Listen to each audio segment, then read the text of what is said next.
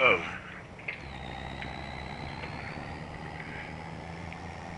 Oh, shit.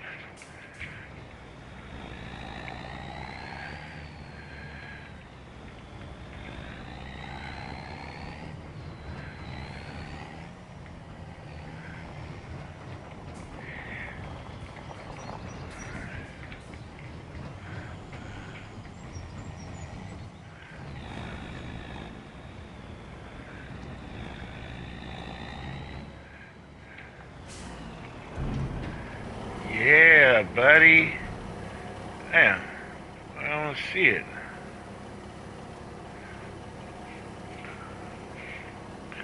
That's some motherfucking wood chips, son.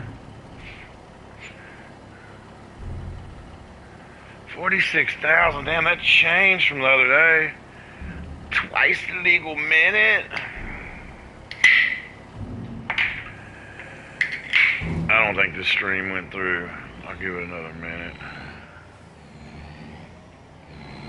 There we go, it did go through. What's up? Who's my first viewer tonight? How do you start giving out something for like first viewers? Man, I'm all gived out though, dog. I ain't got shit to give. Oh, it's Joey. What up, Joey? Joey, we're about to make some cash, bro. You're gonna see. And then we'll run it again. And the next time we'll go 3-5 each, 3-5 each. Yeah, we're gonna get it, dog. We're gonna be straight.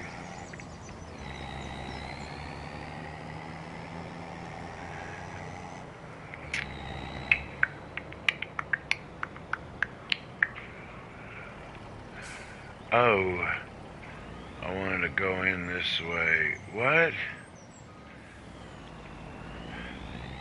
Yeah, I hope Dave likes this. I put down all this gravel to kind of make this, you know, a little more legit. Legitness. See? See? Little better, ain't it? Get some gravel going. We don't need all that real estate for these trees. They're going to bring it in regardless. They're going to rake it in like the fall come. Cassidy.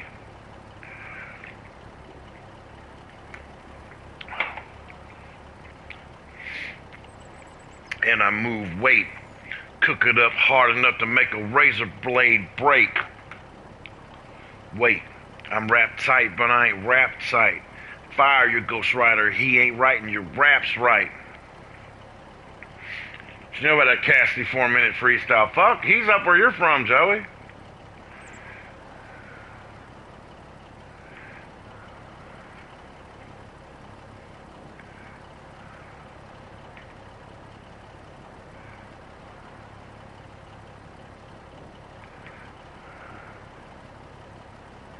Cassidy, it's a rapper. He's cold though. I don't get cameos from a lot of people. I think I've gotten like 3. One was Milo Yiannopoulos. The one of them was Cassidy. He can fucking rap. And he's a real street motherfucker, dog. I don't like them studio gangsters, man. And we shouldn't glorify any of that, but if you're gonna talk about it, you gotta, be about like Lil Durk. It's a real gangster, dog. Who's another motherfucker that's a real fucking gangster? Not on no stoop dog shit. Cassidy, Lil Durk. I can't name one Lil Durk song. I just know he's really doing the shit. Talk about Boosie. Boosie's another one. I can't name like one Boosie song maybe. Set this bitch off or whatever. But, I know their backgrounds. 50 Cent, real fucking gangster, man. 50 Cent, dude, I love 50, and I love the way he's turned everything into this. He's pop culture. He's not a gangster rapper. He's not a gangster no more, whatever. He really turned. He's a smart motherfucker. I own 3 signed bottles of his vodka. Or let me say, I don't own them anymore. I bought them, drank them, gave them away as gifts. 2 of his books. So, I used to have a mutual friend with 50 Cent. And when I first blew up in my video shit, they reached out to me and they said, man, look, 50's a family friend. He said he's known my family for years. This is a true story. And he says, he showed me pictures, and he's like, it's, you know, he comes, has dinner with us at least twice a year. He goes, been a family friend, you know, since before he blew up. And he said, man, I showed him one of your videos. And I said, what did he say? And this was back in like 2015 when I was just hitting. And he said, he laughed, he goes, man, that guy's going to be famous. And I said, what video did you show him? He said, No Lip Leroy. I don't know if y'all remember that fucking dumbass video. But that's my little 50 Cent story. Other than that, I don't know anything else, you know. But man, he's a fucking villain too. I love the way he treats people like shit. So he made that show, BMF, Black Mafia Family, about Big Meech. If you don't know that whole story, that's, you know, puts his son on Little Meech to make this money. 50's taking care of Big Meech in jail. He's collecting royalties, you know, deals. And 50's got beef with Rick Ross. I don't know what the beef is about. But then Big Meech gets out, you know, hanging with 50, you know, da-da-da. And then goes down and hangs out with Rick Ross and takes a picture with him. And that's like 50's mortal enemy. So 50's like, man, fuck Big Meech and all this shit. And Lil Meech, there's screenshots, 50 posted them because he's such a fucking prick, man. But Lil Meech messaged him, was like, hey, man, you know, that ain't got nothing to do with me. He's like, you know me from me, and, you know, I can't help what my dad does. He goes, man, you know, I just, you know, we'll talk more about it next season for next season of Power, that show. And 50 said, what next season? Dog, how do you bite the hand that feeds you? Dog, one person I'd never cross because I know they're equally as loyal if you show them that loyalty type shit is 50 Cent. I would never be disloyal to 50 Cent. I wouldn't be disloyal to most anybody, but 50, no, hell no, dude. 50 Cent is cool as fuck. Do you know, dog, one of my favorite fucking videos, he all of a sudden started calling people and was like, man, you remember that $1,000 you owe me? And people were like, dog, don't do this. Well, one time, he was at a club with Little Bow Wow. And he handed Little Bow Wow like $1,000 in ones, I think. I don't know the exact number, but he goes, hey, throw it out there. And Bow Wow threw it out to the crowd at, like, I don't know, a strip club, nightclub, whatever the fuck it is, you know? And like a year later, 50 Cent recorded himself calling Bow Wow. He goes, you remember that $1,000 I gave you at the club to throw out? He goes, yeah, I'm going to need that. Little Bow Wow's like, fucking what? And Little Bow Wow filmed himself, like, getting the money out of, like, here, come fucking get it or whatever the fuck. But, like, just so fucking petty. He's so fucking petty, dog. It's like, I want to ride around with him and just be petty as fuck.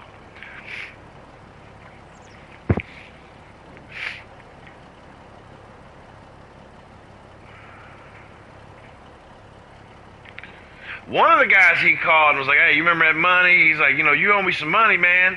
And the guy's like, 50, don't do this to me, man. He goes, man, he's like, don't even fucking play with me. He's like, you know me, man. He goes, look, what do you need? He said, you need me to go pop somebody? What do you mean to do? That's fucking that's gangster style. If my friends owe me money, they're not gonna be like, all right, who you want me to kill for you, dog? You know what I'm saying? They're gonna be like, can I work it off? You know, or can we work something out, do a trade? They ain't gonna be like, man, okay, who you want me to off for you? What? Hey, I was in the streets a little bit, but I wasn't ever like that.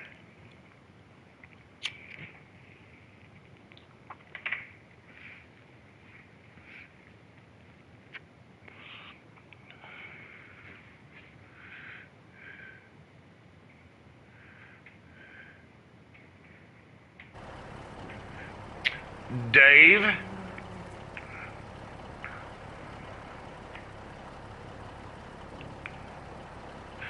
You there? Yeah, what's up? I hope you approve what I did over here, man. I threw down some gravel, what we was talking about, and I thought it made a little more sense.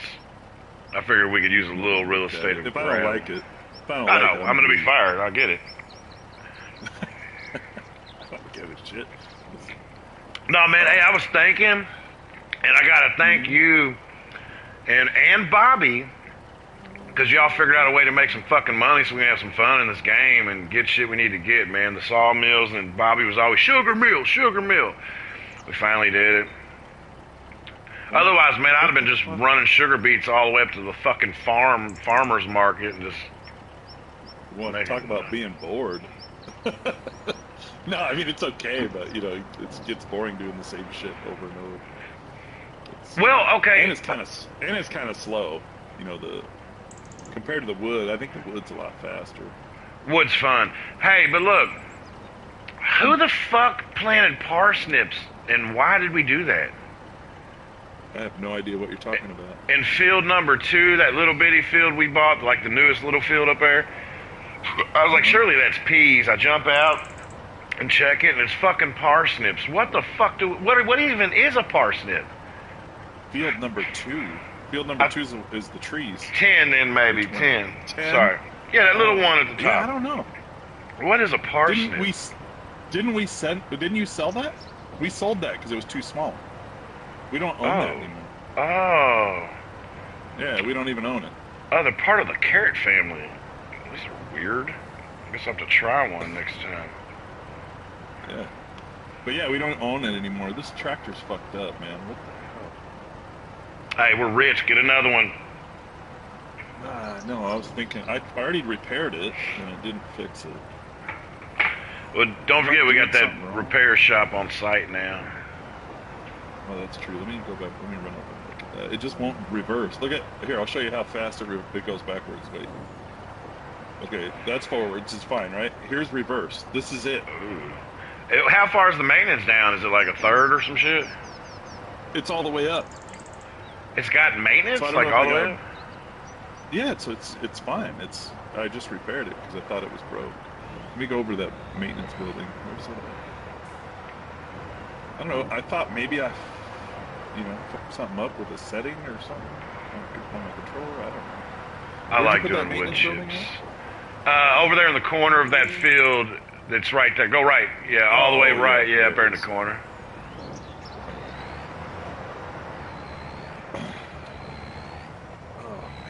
Yeah, I had a crazy night last night. Sheesh.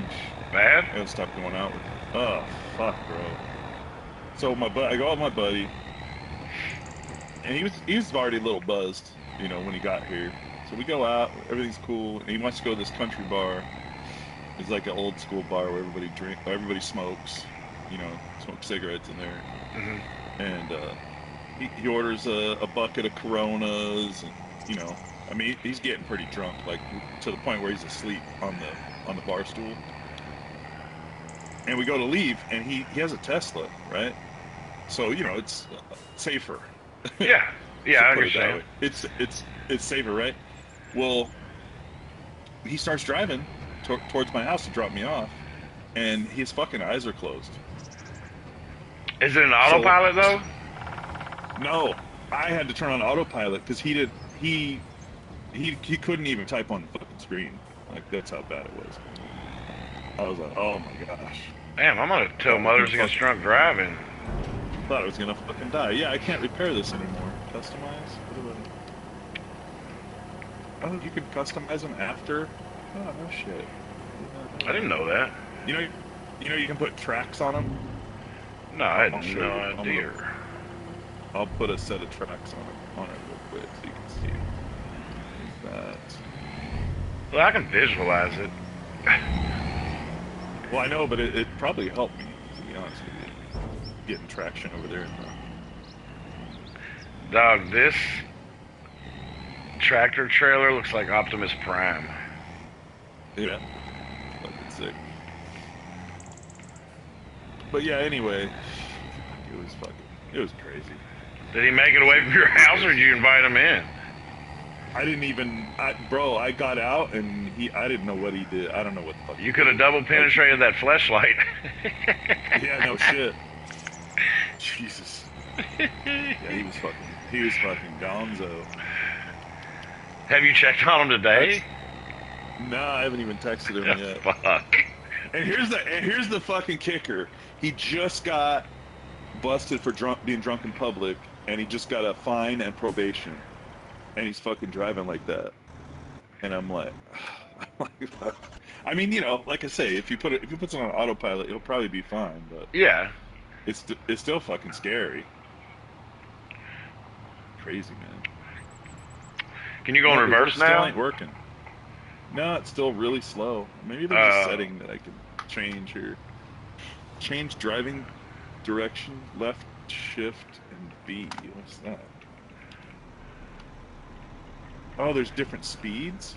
Shut the fuck oh, up. put it in road gear. Road gear would be the fastest. Oh, okay. So that's the different. Okay. So that's what it was. Is left shift and B. Okay. No fucking way.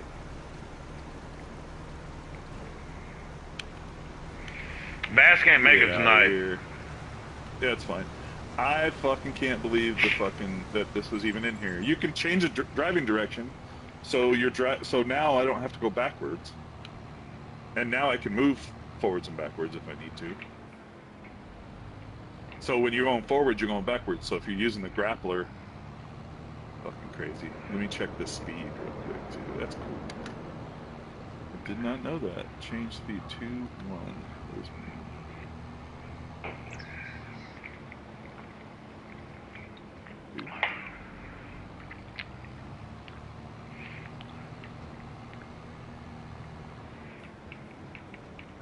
I don't know which one's faster, to be honest with you. I can't believe we only have 4 people watching. You know how many Americans are missing out on some great fucking entertainment right now? Yeah, this is some of the most exciting shit on YouTube. People are fucking stupid, dude. Dumb. They're probably watching Family Guy or that fucking college basketball. March Madness. Whatever. Yeah, well, I'm farming. Is it March Madness? Oh yeah, I guess it is March Madness time, isn't it? Best kept secret in America. Yeah, buddy. Exactly. Yeah, don't go telling nobody now. Don't y'all hit share. The sad part is I'm watching it, so there's actually only 3 people. I'm pumping the numbers up. Thank you, Dave. Always a statement guy. Yeah, I'm doing my best. We went and looked at RVs today. Oh yeah? Yeah. If you don't mind me asking, what's your budget on one of them? 'Cause I don't even know where they would fucking start. Are you getting like a kind of a sprinter deal or like bigger? No, a big like a pole, something you pull, like a trailer. Oh, gotcha. Yeah. So the ones we were looking at, man, it was really fucking nice. They're about 100. It's called Brinkley. I don't know how the reliability is yet. That's one thing I gotta check. But man, fucking beautiful, man. The plan is, like I told you, I want to fucking move into one and just kind of go from wherever to wherever. RV park to RV park. Yeah. Every state, Yeah, so they got laundromats these days and Wi-Fi, and some of them are really, really souped up. Yeah. You got to sell everything, but that's the thing. I'll sell everything and then buy what I need. I got a bunch of guns we don't want. We were just talking about. And they have companies that'll come in and buy your whole house. I don't know if you knew that or not. But they'll come in and they basically appraise all your shit and they give you one lump. Oh, like turnkey? Yeah. Not the actual house, but the stuff in it. You know what I'm saying? Oh, no. I didn't know that, because that might be somebody to look into. Yeah, if you're going to move. And we're going to get a condo. I don't want to bring this shit. Yeah, I don't want to bring this shit with me. Yeah. Yeah, the kids are getting older, dude. This motherfucking house we're ungrowing it, or whatever it's called. Yeah, I was kind of in the same situation when we first moved to Texas. I got it was technically a rent-to-own type of deal. Uh-huh. But I only stayed for 6 months. I fucking bailed on it. But my mom was in that situation as well. And she was getting close to the 3-year mark, and because the way our contract worked was, once you hit 3 years, you had to buy it, and you had to buy it at current market value. That was the fucking balloon. Yeah, you had. So basically, say you rent when you started renting to own the house, it was valued at $140,000, whatever. Just for an example. And then you wait 3 years. Well, the value of the home, if it went up to 300, you had to buy it at the 300,000 price. That was what was in our contract. That's crazy. And they were fucking shit, man. This company, I mean, I don't want to knock it like too bad because it made it easier for me. Well, careful because there's 5 people watching. We don't want to cancel these people. No, I'm not. Yeah, I don't give a fuck. But they 5 people. Yeah, I'm gonna tell the world. You don't want these people to start harassing them.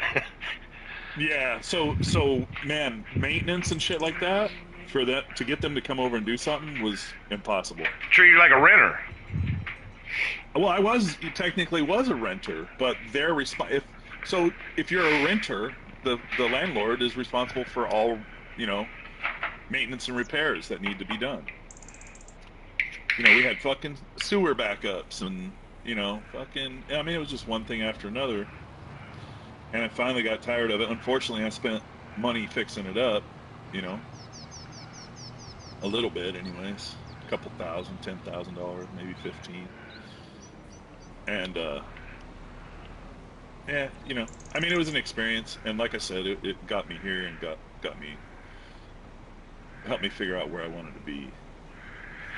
So, what do you think about the RVs today? Anyone you got your eye on?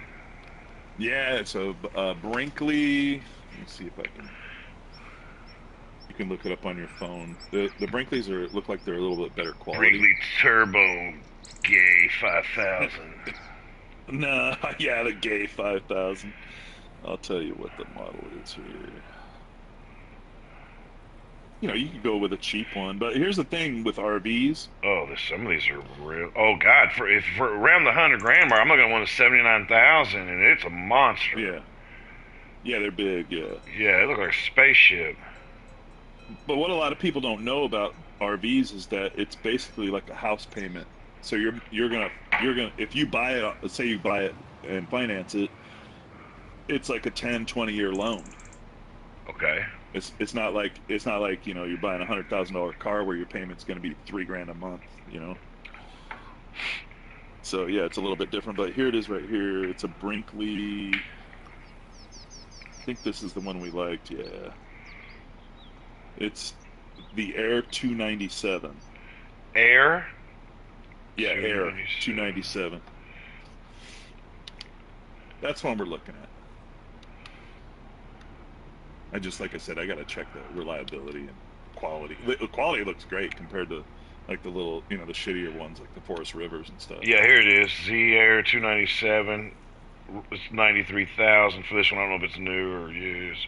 Yeah, that's a fucking beast, buddy. It's pretty nice. Oh yeah, when those pop outs come out, there's a lot of fucking room. Yeah, and they come out on both sides, which is cool. So you that's a nice big living room type of thing. Yeah, that's more than enough. Fridge and full size refrigerator and dual air conditioning and fucking you name it. Everything you could want. Solar, I think it comes with solar. So you got 370 watts of solar on the roof. That's the family truckster. Yeah. But damn, it's even got nice rims on the motherfucker, dog. It's got like some fucking. Well, if you look at the windows have no frame around them. Oh, look at this fucking cargo storage. Yeah, it's crazy. Yeah, that's a bad beast, buddy. Some of them have decks on the back with barbecues and fucking. I've seen with motorcycle drive ups. Yeah. 2 kerosene tanks. Yeah. So yeah, that's what we were looking at today. I think that for the money, I think the payment on that, if I were to finance it, if I don't just buy it, I think it was $700 a month, bro. And then you figure an RV spot is you figure an RV spot is $600 a month, so you're at 13, and most of those RV spots include water and electricity. So for $1,300. Oh yeah, buddy, this is pretty luxury. Nice. Yeah, fucking hey, it is. Got the island, fireplace thing. I have a buddy that's he's got a lot of money or whatever. Maybe he does, maybe he doesn't. But he bought these $770,000 fucking motorhome, like diesel, pusher motorhome. And the quality, I guess he had some issues and he had to return 2 of them. I was like, fuck, you return? He's like, yeah, they have like a satisfaction guarantee or a recall thing or some shit like that. I don't know. He may have been bullshitting me, but he showed it to me. It was beautiful. But I couldn't see buying 2 houses, spending that on something you could buy 2 houses, 3 houses with. Rent those fuckers out. Man, this game. Yeah, it's pretty nice. Oh yeah, it's super fucking nice. I'll tell you that. Yeah. Yeah, we just got to get rid of a bunch of shit. She's like, "What would you do with your computer?" So I just get a fucking laptop, or I have a gaming laptop. Well, I mean, there's some fucking room in there if it's just gonna be like you, the wife, and a kid or 2 here and there. I mean, you got plenty of room for a fucking whole setup. Oh yeah, because right now I've got two big monitors and computer on the wall. And... You get a Starlink for it or what? Yeah, I'd probably do Starlink. They have like a Starlink mini package now. It's like $50 a month. Yeah, it's the portable one. Yeah, well, I think they're all kind of portable. This was like way more portable. Yeah, or just get the full size Starlink. I'd actually signed up for Starlink to get it, but the problem, Starlink's great, but the problem is if you're in a highly populated area, there's interference. So it's not as good as it would be if you were out in the fucking sticks. Well, I looked into it because I wanted to get it for Tori's grandmother because she has spotty internet at her place, and every year we want to get her a nice gift, and it was God, it was like I think it was like 100 something a month, like 140, and I was like, that's just out of my price range. But I love that mobile internet, take anywhere I go, but. Yeah. But hopefully it comes down as Elon's launching multitudes. Yeah, I think it'll get more reasonable. The price will get better. Yeah, Elon's a pretty reasonable guy, even though I'm paying $50 a month for goddamn Twitter. Is that what it is? God, my mind is. How much are you making a month on Twitter? I don't break even, but. So if you factor in, I was making $1,200 bi-weekly, sometimes $1,600 bi-weekly.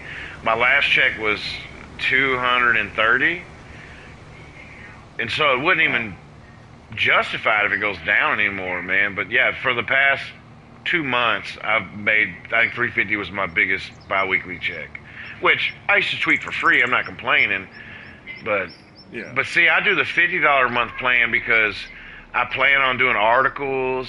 I don't care about Grok. I don't really use it, but yeah. And my algorithm, shit, dude, I'm so shadow banned on there and throttled. And everybody was telling me, they're like, man, we stepped down to like the $10 or $12 or $20 whatever plan, and they're like, man, my algorithm's so much better, and so I'm considering it. But I do want to write articles at some point. Yeah. Milo does it, whatever Milo does, I'm fucking, oh, cool. I want to do that. Yeah. That includes sucking dick, right? Yeah, I think that's so weird that he goes from gay to like, oh, no, I'm not gay. And he was Jewish, now he's not Jewish, he's Catholic. And he, it's just funny to me that he just like can just step away from it and be like, yeah, I'm just different now. And like, it's jumps like, around. That's not how that works, man. Yeah, dude. Weird. But hey, Dude, that motherfucker, so we're out to eat, and before we eat, he prays, and man, he speaks like 4 or 5 languages, but he did this whole prayer in Latin. The motherfucker knows everything. Whether it's Shakespeare or fucking Aristotle, all Greek mythology, dude, it's really impressive. He knows every fucking thing. Cool, man. He seems like a good dude. Like he'd be fun to spend some time with. He's crazy. I've always loved him, dude. He's fucking hilarious. He's crazy. Change driving left. What are you doing, a TikTok? Okay.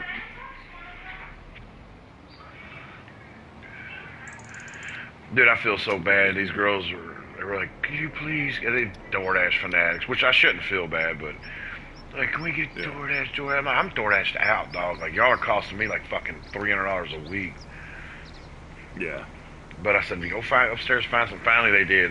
They knew I wasn't gonna budge, so they went upstairs and figured it out. We've got food, man. We got plenty of fucking food. Oh yeah, it's the same at my house, but they'd rather fucking, you know, like the girls, they don't DoorDash. She's maybe done it 3 times, but you know, they're always eating out and shit. Yeah, I think I'm gonna do something where I'll let Tilly do it once a week. Well, you know, they do. They clean though, man, so they kind of earn it. It's kind of like a allowance thing. I'm like, dude, you can get DoorDash once a week, then when your friends come on the weekend, I'll let all y'all do it once. I gotta set limits, dude. They're killing me. Yeah, it's gotta be fucking. The people that live across the street from me, they're always getting food delivered, and I'm like, where are they getting this fucking money? But you know, they have fucking 8 people living in a 2,000 square foot house. You know, I think they're Section 8. Oh, so that's where they get all their money. Not surprised that they're door dashing and shit every day, but there goes some kid on a little mini Razor, bro. You know those little side by sides? He just drove by my house. That's fucking funny. I thought you were talking about one of those little electric pocket rockets that came out in like 2004. They were little crotch rockets, but little like 8-year-old kids would zip around on their electric. Yeah.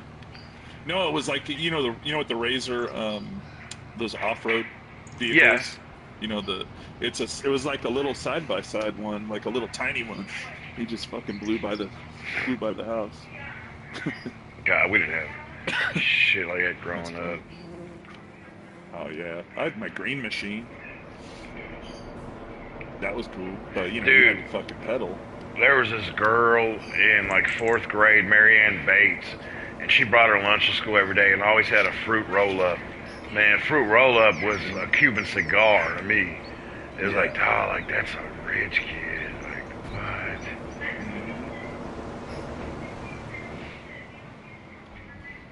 Now I realize I go to the store and for 30 of them it's like $5. I'm like, my mom was just a cheap piece of shit. Yeah. Oh man, I think I told you, man, we used to get those fucking Chocodiles or whatever the fuck they were. My mom would just give us change and we'd go across the street and just buy whatever there was at the liquor store, you know, that was cheap.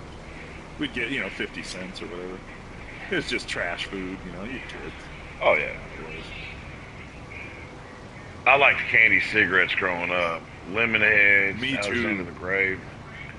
Talking about the ones that are gum and you'd like, oh yeah, blow through them and smoke will come out. Yeah. Yeah, I used to love those fuckers too. But you know, when we was going for favorite. Yeah, I remember them. They were kind of a butterscotchy or a caramelly, right? It was kind of like a Butterfinger. Crunchy. Yeah. There you go. Like the inside. Yeah, and then I used to act like they were cigars, you know. But you remember back in the day for $1, it was really $1. Because my sister would take me on Saturdays before Headbangers Ball would come on, and she'd give me $1, $2. But man, you know, Alexander the Grapes were 10 cents, Lemonheads were 10 cents, Airheads were a nickel or some shit. Dude, you could fill up a whole bag, you know, for $1, a little brown bag. Yep. Yeah, man. Fucking candy bars are almost $3 now. When I was growing up, I think they were like 39 cents. We got, the other day they had, I think it was buy 2, get 3 free candy bars. Yeah, you were saying that. Yeah, and we got, it was some, like, pecan Snickers. I'd never had one of those. They're all right. Oh, and then, yeah. I got a payday, and we got a couple $100 Yeah, but yeah. It's not the same anymore either. Like, everything's so fucking small, too. Yeah. I remember when the king size stuff first came out. I was like, oh fuck yeah.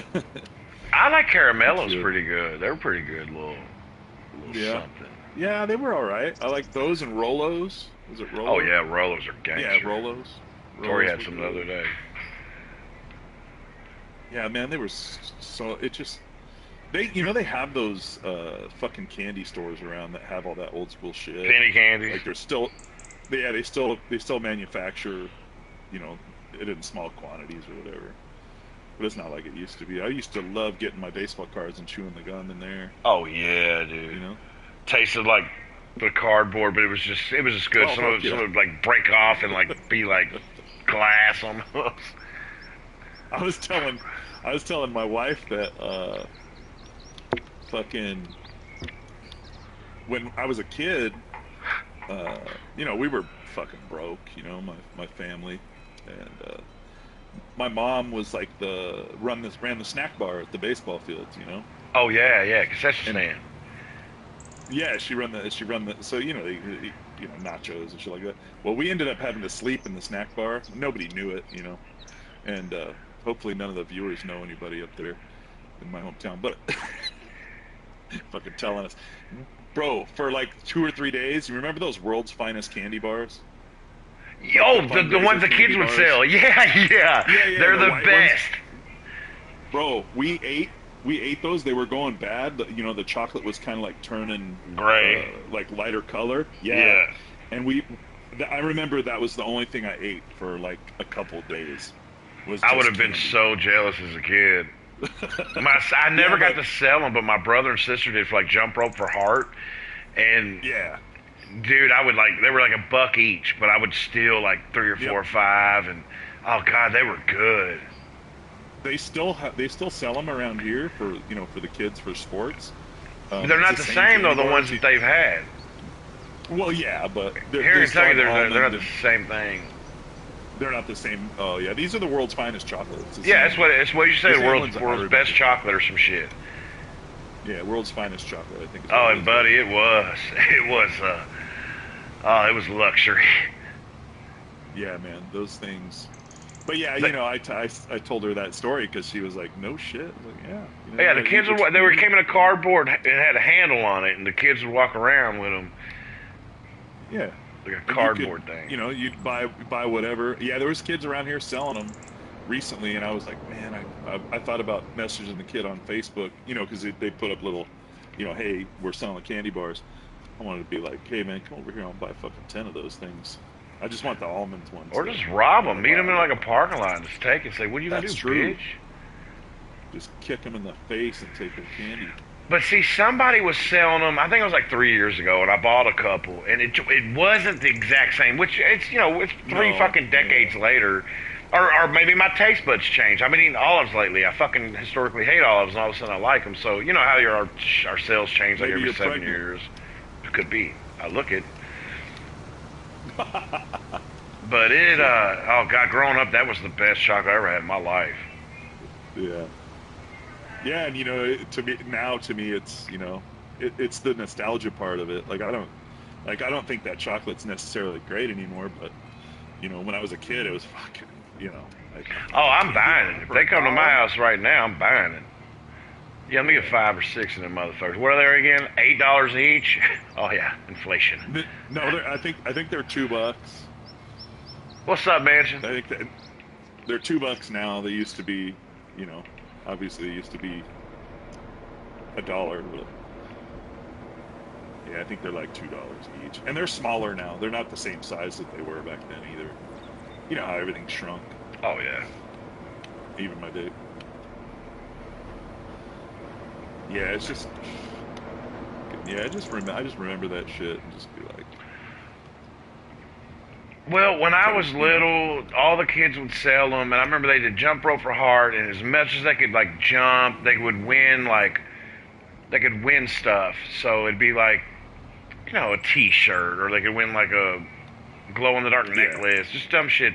And I thought it was so nerdy and gay. And I look back now, and I'm like, man, why couldn't I just let myself be a kid, man? I couldn't just yeah, 6th grade.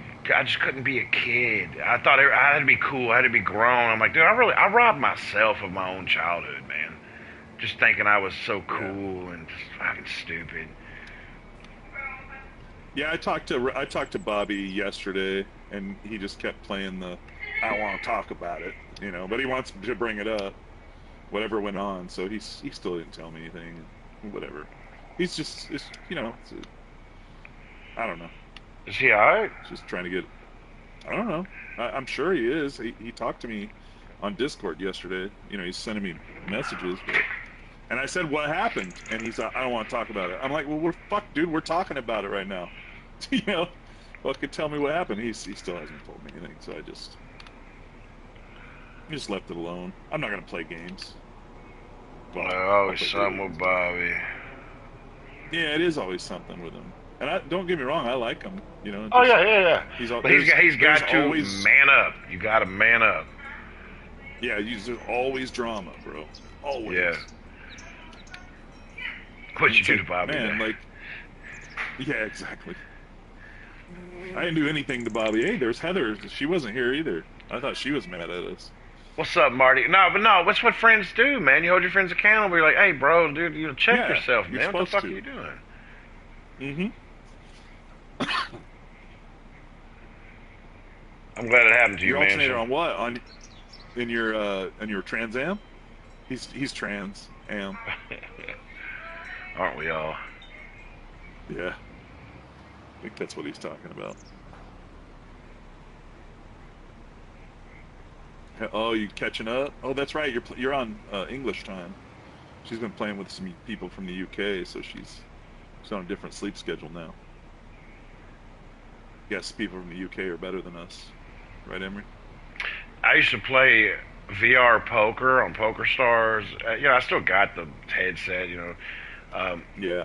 But I would play I'd get into 2 or 3 in the morning, then everybody from Scotland and fucking everybody had accents all of a sudden where they were up, you know what I mean? And yeah. It was always a good time. Well, that's what happened to me with Diablo. I was playing during Australian time, I guess. They'd stay up till 1 o'clock in the morning because they're, in the future.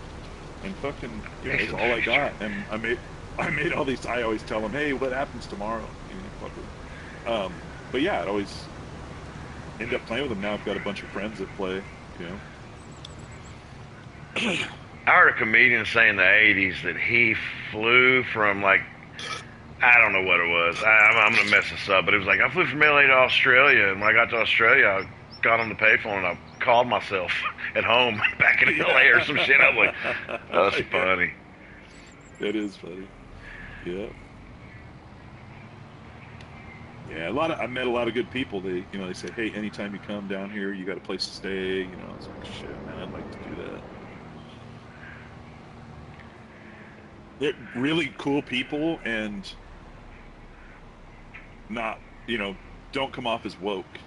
They say what they feel, and I'm not saying they all do, but most of them do. Yeah. It's like fucking Australia's like the largest trailer park on the planet. Bro, when I see their animals and spiders and fucking fish and sharks and crocodiles, dog, there's no way. Even the magpies, a fucking bird, will just smack you in the head 100 fucking times if you get near their nest. There's no way I would survive in Australia for more than a week. Because I'm a pussy when I go. I got rid of my boats because I found out what an alligator gar was. And they were in the Cumberland Lake or Lake Cumberland. Yeah. And they're relatively harmless, but once I saw what it was, I was like, I'm never getting that water again. See the fucking mouth on it, and you're like, oh, Jesus Christ. I was swimming in that shit. Scary. Yeah, well, that's the thing. That's the thing here that we got a lot of people moved here from out of state, and they're asking, can we walk our dogs by the lake? And people are like, yeah, you can walk your dogs by the lake, but there's alligators in there. And they're like, what? They're fucking shocked. And I'm like, of course there's fucking alligators in there. Yeah. Yeah, when I go to Florida, my first few times doing hurricane work, there'd be a lot of flooding and shit. And I'd be like, Kyle, or I asked him one time, I said, Kyle, is there alligators in that shit? And he goes, when you're in Florida, if there's water, just assume there's an alligator in there somewhere. Yep.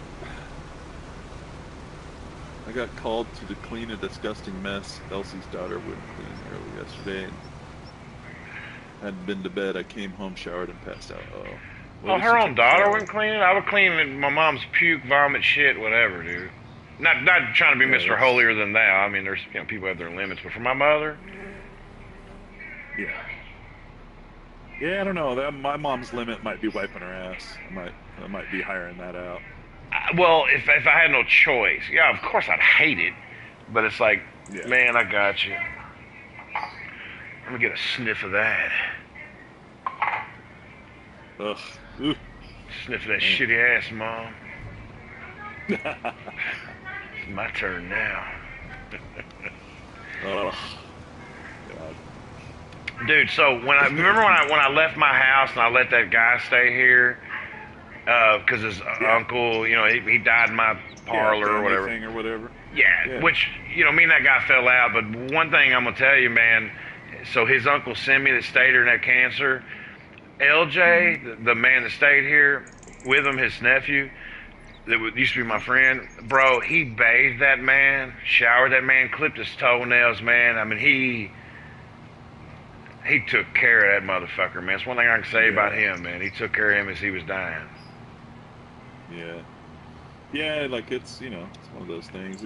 I, I don't know. Like I see grandkids having to do that shit, and that kind of drives me crazy when the parents are perfectly, or the Yeah. siblings or their kids are perfectly capable, and you got the grandkids doing it. It's like, come on, that's no place for grandchildren to be doing that shit. Yeah, not that That stuff. kind of Maybe went. like, hey, grab them some food, or grab Yeah, their coffee for them or whatever, but not all that yeah, hygienic shit. but not. Yeah, you're not gonna wipe their ass, and yeah, Yeah, no, yeah. I'd wipe an old person's ass with my tongue, but I won't do it with like a wipe or nothing. I didn't know you did crime scene cleanup, Mansion. I thought you were just getting rid of junk, Joe.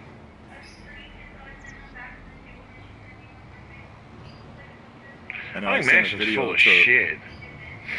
I sent a video to Nina.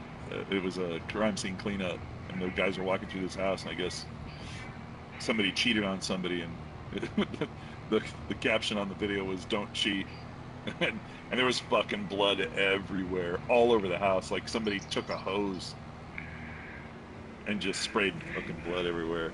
Bad. Buddy, I tell you what, every now and then, back in my day, a married chick, would come through or hit me up, and I'm like, yeah, let's do it, like whatever the fuck. That I had a friend in 2019, Dick Pop was his name, Richard Pop. They called him Dick Pop, P-O-P-P. You look Dick it up. Pop. Yeah. He was messing with this girl, and he had his little Hellcat. He had a boat down by my boats and stuff, man. He was a neighborhood friend. But the Yeah. guy caught wind of what was going on. Dick Pop left the apartment. He went in, blew her brains out, jumped in his truck, chased down Dick, and he was stopped at a red light in his little fucking Hellcat or whatever. He was a black dude. Hmm. But the white guy Yeah. got out, walked right up to the window, bam, bam, bam, bam, bam, bam, bam. Dick shot off, and obviously died as he was going and hit a fucking telephone pole or whatever. But dude, that Yeah. was my final thing. Like, don't be fucking with people's lives, man. And I ain't done no shit Yeah. like that since. I'm like, nah, I don't want no part of that. Be on snapped. Yeah. It's a good thing good thing to not do. Right. Damn sure.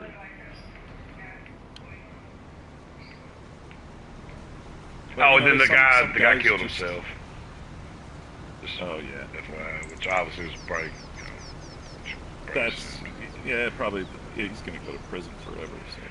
yeah. He was. I think he parked in like a like Dollar General parking lot, some strip mall, and blew his head off. But I know they didn't get him alive. It's craziness. He was, and you know what? Let me say something. He was a piece of shit. So it was like when he got The husband. popped. No, the husband's probably a good guy. No, Dick Oh. Pop was a piece of fucking shit, man. I mean, he really Oh was. yeah, he sounds like it. Was he He was related a to Corn Pop? scumbag. Oh, Corn Pop was a bad dude. He's fucking bad, right? But that motherfucker bad. Yeah, Corn Pop was a bad dude. Bad fucking dude. Let's see. 130, 107. Okay, almost got one of these mills full. Man, Bobby's really been kind of MIA, man. I bet they cut off Yeah, his he's probably Wi-Fi or watching right something. He's probably watching right now. I don't He know, was the man. other Bobby's day. not. Bobby don't have a lot of self-restraint. I don't think. I think if he ain't watching or participating, it's against his will. Yeah. Like they've changed the passwords. Like, you know what? No more Wi-Fi for you. They were asking for feet pics for my wife. You know, for $1 or something. You trying to? Yeah. It's talk about insecure, man. If that's what happened. Right. Dude, if somebody sends my chick $60 towards rent, that somebody is like, oh my God, thank them. Make sure you send like a heart emoji back because you can do that. Yeah. It's just like, what the fuck? Yeah. Weird. Yep. So what landlord would really feel like that? You sure ain't a dealer or something? They're like, hey man, why you got people sending my wife money? Well, I'm just trying to get some meth or some weed or whatever it might be. Because why would a landlord give a fuck? Oh, he's tight on rent? Okay, yeah, we're good to go. I'm starting to wonder about you, Bobby. You need to clear your name. We need to put Bobby on trial here in the game. Yeah. Hold court over here about the fucking sugar mill. There you go. Hold court at the sugar mill. Yeah, well, I'll sit around. I'll represent him. Well, Heather, we don't know. We don't know. I talked to him. Here, let me check Discord and I'll tell you. Just give me a second. I'll be right back. Yeah, we can hold court by the sugar mill. We can all judge him. My thing is I don't think that's the case neither, Heather. I'm sitting here being fucking stupid, but my whole thing is I like Bobby. I think everybody likes Bobby. Hell, I think people are starting to like Bobby more than they like me. But I actually kind of care about the dude. Or I don't I do. And I just want to make sure, man, that he ain't either being taken advantage of or making bad decisions. Because he's making bad decisions. Yeah, even in the farm, he makes terrible decisions. I give a shit. If I didn't give a shit, I'd be like, oh, fuck that guy, you know? Yeah, he messaged me last night. We went back and forth. And I said, what happened? And he said, I'd rather not talk about it. Just a lot of shit. I said, okay, I'm out, man. Have a good one. I was like, I'm not playing the game, bro. Yeah, I'm not going to twist your arm, bro. Either fucking spit it out or... No. Well, he does the same shit with money, too, you know? Like, oh, man, you know, there's a lot going on right now. You know. And then, you know, a few minutes later, he's like, yeah, I need $20. You know, I don't have any gas. You know, or whatever.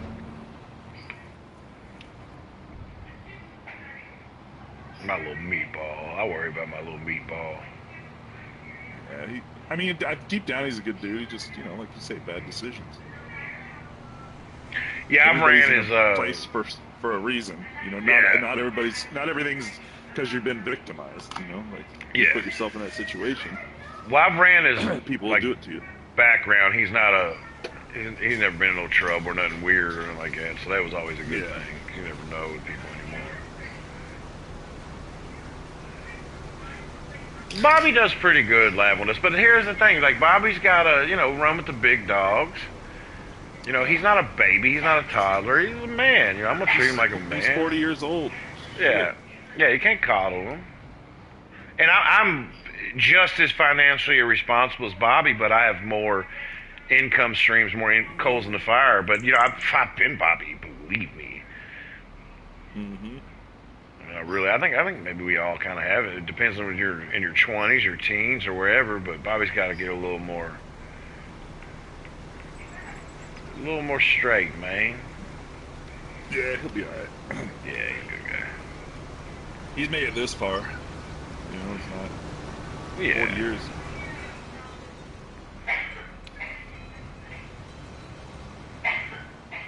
Shit, man, I didn't grow up till, and actually get serious about shit till I was probably 30. I was 33, 34. That's when I matured. Off. Yeah. Thank God I didn't have a kid when I was younger. Oh, man. Yep.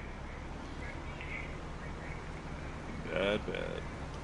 Yeah, once I was like 34. Or it could have been good. I probably shouldn't say that. It may have been a good thing, too. Well, once I was about 34, I realized, I was like, bro, twice the legal minute? And that's what I knew. I fucking love that video. Yeah, it's freaking funny. That and I love the ambulance. Somebody Yeah. call the ambulance. Fucking stupid fucking Vietnam vet makes me beat laugh. the shit out that guy, man. Yeah. Bro, you blew a .16. What does that mean? It means you blew twice the legal limit. Twice the legal minute? Like, Yeah. oh, like, yeah, you're going to jail. Like, you might as well just plead guilty when you go to court, dude. It's over. Yeah. It's over. You're done.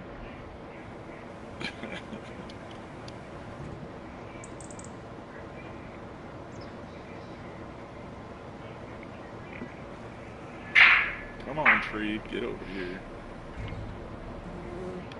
Alright, so I got one of them full. Attach that motherfucker. Yeah, so this week, I'm finishing off my beers here, and this week I'm going to try not to drink till Friday. So I made myself a promise. I'm going to the gym every day. Yeah, I made myself a promise I wasn't going to stream unless I go to the gym. What I'm going to try to do is go to the gym in the morning tomorrow and go at night or some shit. But, yeah, dude, the alcohol thing, man. And see, I could switch to wine, maybe, or like some kind of whiskey with some kind of like diet. I can't do all that, man. Yeah, I'm just doing it because, for one, it costs money. Two, I don't need to be fucking drinking every day. Just preference.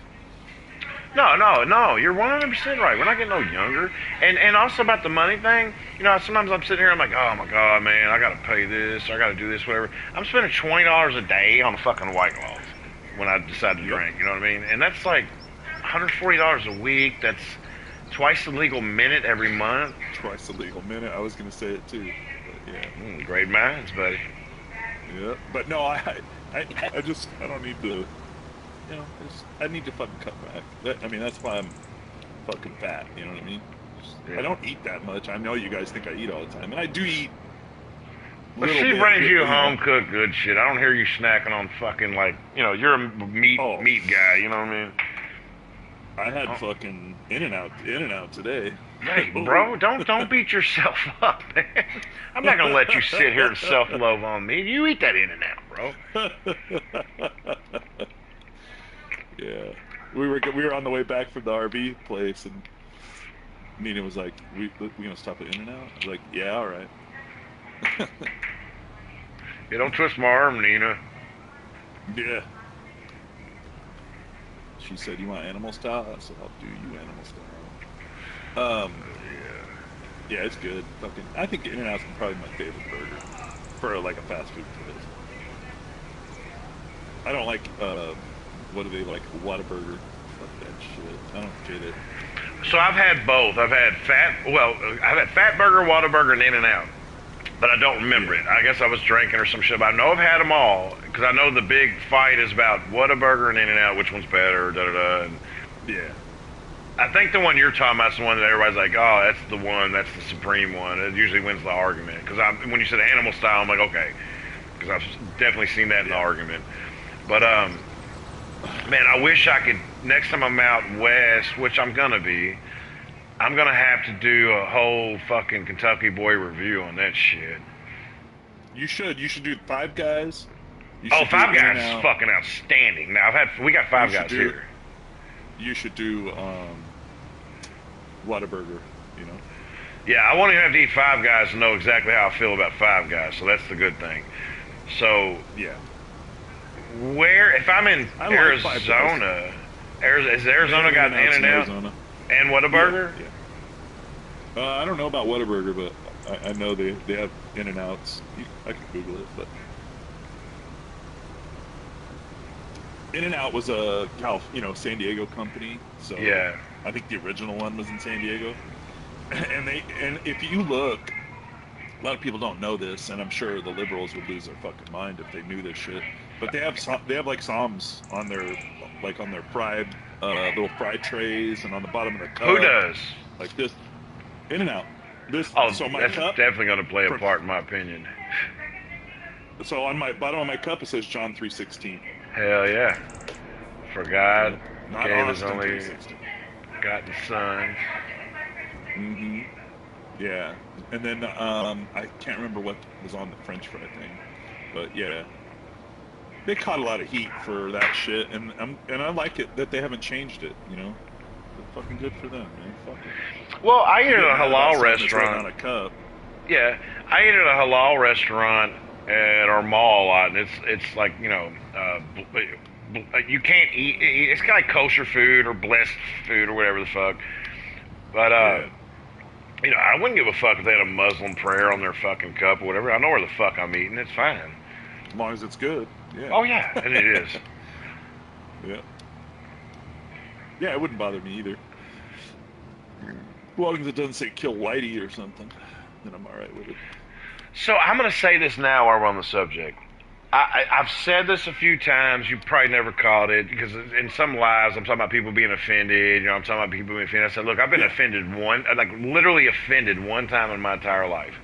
And everybody can joke. It's fine. I mean, it ain't gonna hurt my feelings or nothing. But there was one time I was offended. It was in a Chick-fil-A, and they had a calendar, and the calendar had historical figures as cows. hmm, The cows were dressed up. Their whole cow eat more chicken yeah, thing. yeah. So they had these cows dressed up, and there was one of Joan of Arc. And I didn't say nothing. I didn't care now. I got her tattooed on my arm right here. But Yeah, I was kind of like, dude, she was canonized in the 1800s. In my head, I didn't go fucking weird on yeah, them or nothing. But I'm like, you know, I just, I fucking felt offended. That's the only time in my life I was ever like, oh my god, oh, like clutch of pearls type shit. But pearls. Yeah. but I've never said that. I don't think I've ever told anybody that. Other than hitting Yeah, around at it. I don't have a problem with anything really. I mean, it's like everything else that we talk about. If you don't like it, turn it off. Yeah. If you don't like Well, it, don't fucking eat it. I wasn't gonna Charlie Hebdo the place or nothing. You know what I mean? Like I was kind of like, Yeah, oh, yeah, motherfucker. In my head, I didn't say nothing. yeah, Obviously, what am I gonna say? Oh, they didn't design the counter. They're making fucking yeah, $8.50 an hour back in this time. But it's yeah. before I had kids. The Messenger is great. Mila Jovovich talks about her. The guy from Rain Man plays I guess, devil's advocate that brings her messages.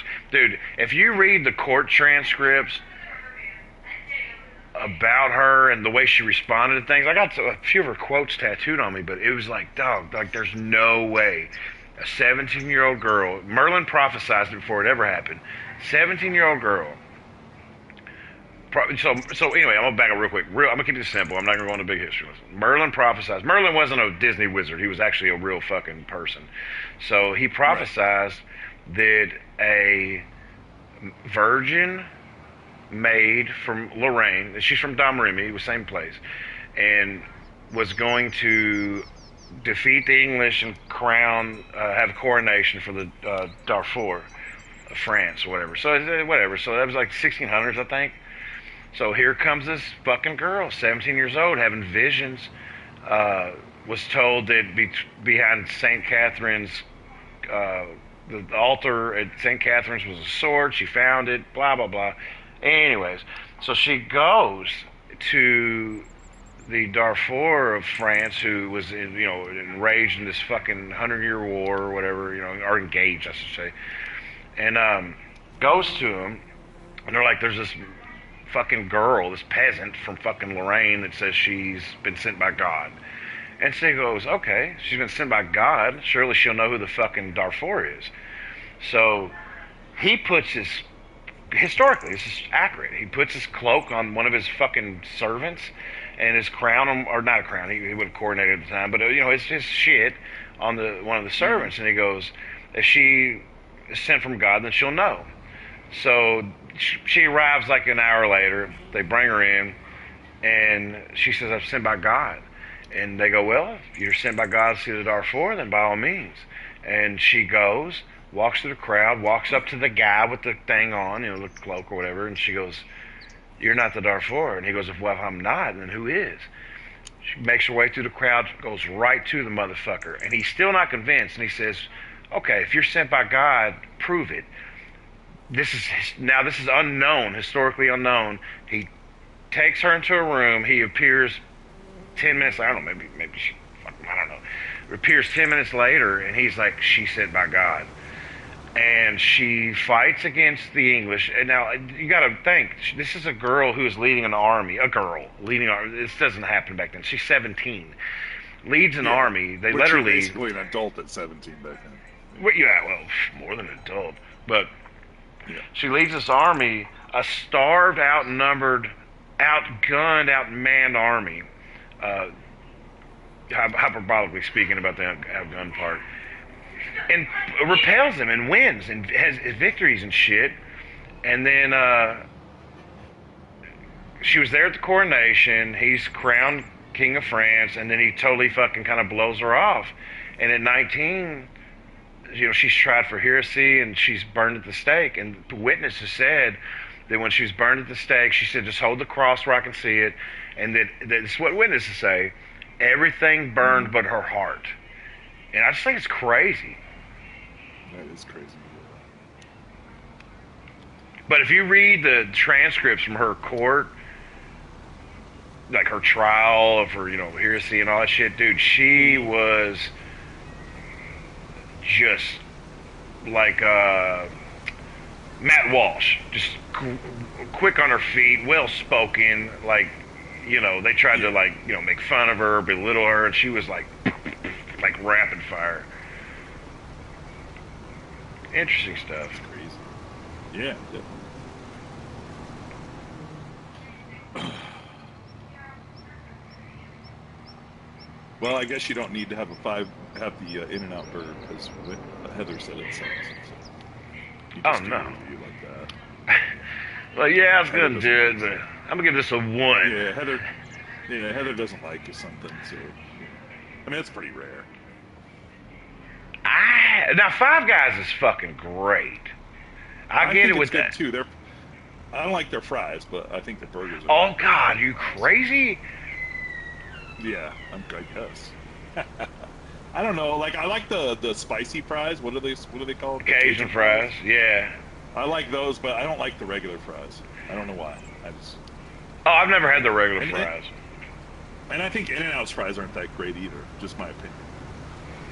But I think their burgers are probably the best. Oh, I get my burgers at Five Guys with extra cheese, A1 sauce, and hot sauce, and onions. Man, it's good. Oh, it's so killer. Yeah, but it's expensive. You can't afford this shit, dude. Like, it's not something I've had Five Guys probably 5 times my whole life, literally, because it's just, god damn, I can't pay. You can go get a fucking steak dinner for that much.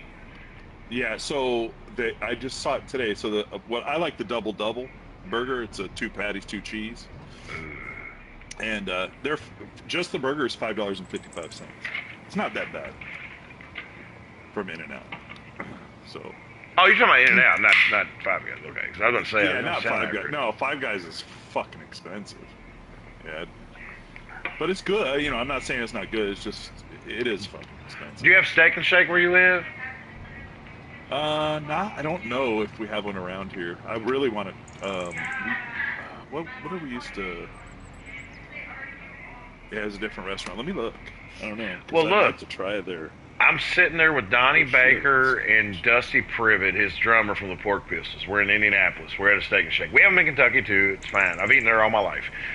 And so Dusty goes, "Man, you should get the 7x7. It's a secret menu item." I'm like, "What?" Because it's not on the menu. Wherever he goes, yeah, they bring you 7 patties and 7 slices of cheese on a burger. And I was like, I didn't believe him. I thought he was fucking with me. Because I didn't know Dusty at the time, but Dusty doesn't fuck with people like that. Yeah. So the waitress comes and says, "Yeah, I'll take the 7x7. She's like, "Okay, anything, what do you want to drink with that?" And I'm like, "Okay, there's something to this." Anyways, they bring it. It is goddamn 7 patties, 7 slices of cheese. I ate every bit of it. It was fucking amazing. Their patties ain't that big. They're kind of thin, like a fucking Dorito. Yeah. But it was good. Like a smash burger type thing. They do have a Steak and Shake. It's about 30 minutes away. So I'll have to hit it up next time I'm up. Yeah. If you're trying to avoid carbs and do more meats and cheeses, kind of keto-ish, get the 7x7. Yeah. I mean, because you can't really go wrong. Yeah. So In-N-Out back in the day, my brother and I don't know if I told you, but we used to fucking eat like wild kids, you know. And when Whoppers were $1, now I love Whoppers. Oh yeah. The burgers. I don't know what it is, but those fucking things are good. The flame broil, I don't know what it is, but I Tori do loves really like Whoppers. They're expensive now, but back in the day they used to be $1 a piece. So we'd get 10 of them and we'd fucking dust them off, and they were big, you know, like they weren't fucking little burgers. Yeah, And, yeah. The shrinkflation thing's definitely changed the size of them. Yeah, for sure. But man, and I still like my favorite's a Texas Whopper. In California, it's called a Texas Whopper. Is that the barbecue and onion rings? No, it's jalapenos and onion ring sauce on it. It's good. Those sound It good. was good. Yeah, it was really good. But yeah, you know, really like those burgers. But you know, we used to kill it. But so In-N-Out used to have, they don't make them anymore, or they won't let you make it, but you can kind of make your own. They used to have a 10 by 10. 10 by 10. 10 patties, 10 cheese, with a top bun and a bottom bun. So it would basically fit, you know, the little boxes. Well, you probably don't remember, but they have these little boxes that give you your food in, right? It would fill the box up basically from end to end. And my brother and I went in one time, and he ate a fucking 10 by 10, and I was like, oh my God. It was crazy. Fucking huge burger. So, you know, you were talking about the 7 by 7. Well, I remember That's fucking too much. That's big. 10 sacks from White Castle used to be $10.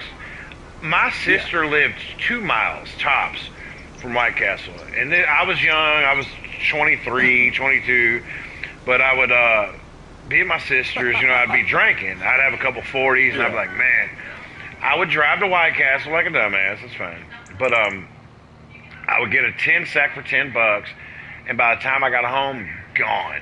I would smash them while I was driving a fucking 6-speed or 5-speed little Datsun. Yeah. Now That's that what 10 Nina sacks does. like She'll- 25. It's $25. It's something crazy like kind that. of small burgers too, right? Yeah, they're little sliders. Now they're almost like $1 Yeah, each. sliders. You remember Arby's 5 for That's $5? crazy. Yeah.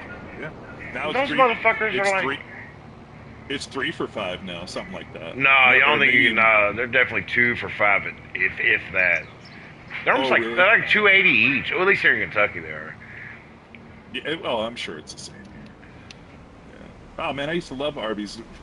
So they used to do the 5 for $5 beef and cheddars. Yeah, you can do regular roast beefs or beef and cheddars. Yep. Get mine with the fucking horsey sauce. Ooh. I love horsey sauce. Tori hates it, Dude, it's but my favorite. Libby loves it. My little 18-month-old, she loves horsey sauce. Yeah, Nina would get the red sauce, whatever that was, like barbecue or something like that. She And liked Tori that. gets I love it. the It's horsey like barbecue sauce with sugar in it. It's okay. Yeah. Sometimes I dip my fries in it, but that's like the gist of it. Yeah, I like the horsey sauce. Oh man, It's my favorite. When we go to Arby's, I'll get like 5 or 6 extra ones just to bring them home, put them in the fridge, use them on whatever. But yeah, they had Arby's had a fish sandwich for a while. Yeah, Kinda it was like, good. You had it? Yeah, it was really good too. Yeah, because their commercial says, "Give me that fillet of fish. Give me that fish. Give me that fillet of fish." It was the Arby's fish thing. But look, I'll tell you something I used to do. I used to be so broke, and you know we've got broke stories. You've been there, but I would get like a handful, like 10 packets of Taco Bell sauce. Like I think it was mild, maybe, and that'd be my lunch. And let me tell you something. Not bad. Not bad. Not a bad lunch. 10 packets of Taco Bell mild sauce. You don't understand how much onions, green pepper, and little chunks are in there because you're throwing them on a taco. Yeah. You eat one just plain, you're like, hold up, man, let me get another one. I mean, it's like a chip and dip without the chip. Yeah, we used to clean our change with it. Oh, really? Yeah, like one day, I don't know, we got the fucking idea to like put a dirty penny, like an old, oxidized penny, inside the hot sauce, and then maybe by the time we got done eating, it was fucking clean. It looked like a brand new penny. See, It's I 'cause still there's use vinegar in there, toothpaste to sure. clean my jewelry. Do you? Yeah, that But works. it's an old school thing, yeah. Yeah, it works. But yeah, I did, you know, it was just kind of a little experiment we were fucking around. No, that's Because we used to interesting. eat Taco Bell all the time because it was cheap, bro. Yeah. 25 cents a taco, you know? Oh yeah, they're like $1.80 now. But no, I Yeah, can man, it's see that bullshit. the acidity of the Mm-hmm. sauce. Yeah. Yep. Yeah, we used to thought, yeah, man, it's you know, it's not what it used to be. But I was laughing earlier at fucking Heather's Dave thinks he's food Jesus because he eats every 15 minutes. Who's? That's Oh, fucking funny. Dave. Heather, I was like, who's Dave? I'm Heather like, said that. Yeah. Heather fucking. That was funny. I think that's the only time I've ever laughed at anything you said, Heather. You know, 1 out of 100. That's pretty good.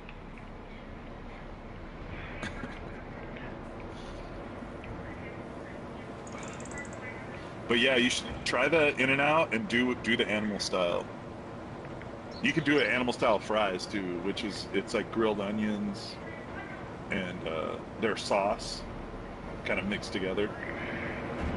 well, when I go to Tucson, I go to Phoenix. I go to Florida here in a few weeks. Then I go to Phoenix, and then I go to Tucson. And so I'd like to catch a couple of them, like, a mile away from each Yeah. other and grab both, get in the fucking truck. And oh, let me ask you a question, dude. This is gonna get me roasted. Probably not from you, but from the fucking world. So Yeah. I got a contract going with my buddy down in Florida. I do the hurricane work with. It's his contract. It ain't Yeah. mine, but. I said, I said, you get this contract? I said, yeah, I want to be a foreman. He's like, dude, what are you, fucking crazy? Of course you are, because I've done a lot of work for him. So it's lucrative, it's going to be pretty good. Nothing crazy, 100K a year, maybe 150K, no, nothing crazy. But I said, it's going to put me in a position. I've been needing a truck. I said, I'm going to get a truck.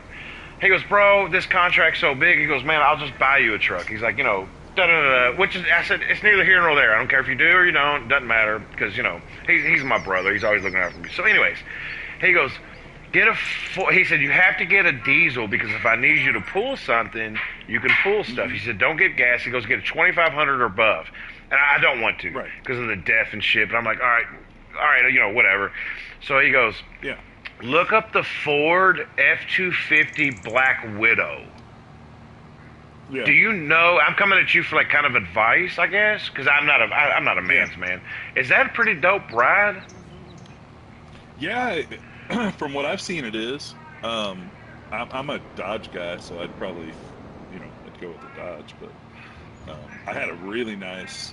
It's called the Longhorn Laramie, so it's the full leather. However many cows they used to make the interior. Had every fucking air ride, everything you could imagine, and I loved it. But yeah, I mean, if he wants you to buy a Ford, then let him buy a Ford. But it's kind of up to you. But yeah, the DEF thing's kind of. Here's the cool thing now, though. They're getting rid of the diesel regulations, so you can get rid of the DEF if you wanted to. Well, Do you guys do smog? Do you do smog do they do smog in Florida? I don't think they do they? I don't think they You know do, what smog but is? yeah, I know what smog is. But he told me that when I was down there last time, they rented me it was a Dodge. It was you probably seen pictures of it. Remember I said rate my setup and I had the fucking Bobcat I was pulling. Yeah. So whatever that was, but I didn't know about DEF. It's like 5 years or 7 years. I haven't drove a diesel in that long. So you have to add it. It's got the thing. It'll shut off. It gets to a certain point. Blah, blah, blah, blah. So I'm like, okay. Yeah. So every now and then, well, it was actually kind of frequent. Like every 2 weeks I had to stop, grab, 2 jugs of DEF for $20 each or 2 for 20, whatever it was. So I didn't like that. Yeah, they're cheaper. They're cheaper than that, but yeah. It was 2 for 20 down in Florida. Oh yeah. And two jugs to get me where I need to be. So here in Texas at Buc-ee's, they have DEF pumps. So when you pull up to a diesel pump, you pump your diesel, and then you can pump your DEF. Well, that's probably at all Buc-ee's then. I would assume so, yeah. And it's cheap, it's not a lot of money. But I know you can delete. They're getting rid of the diesel regulations.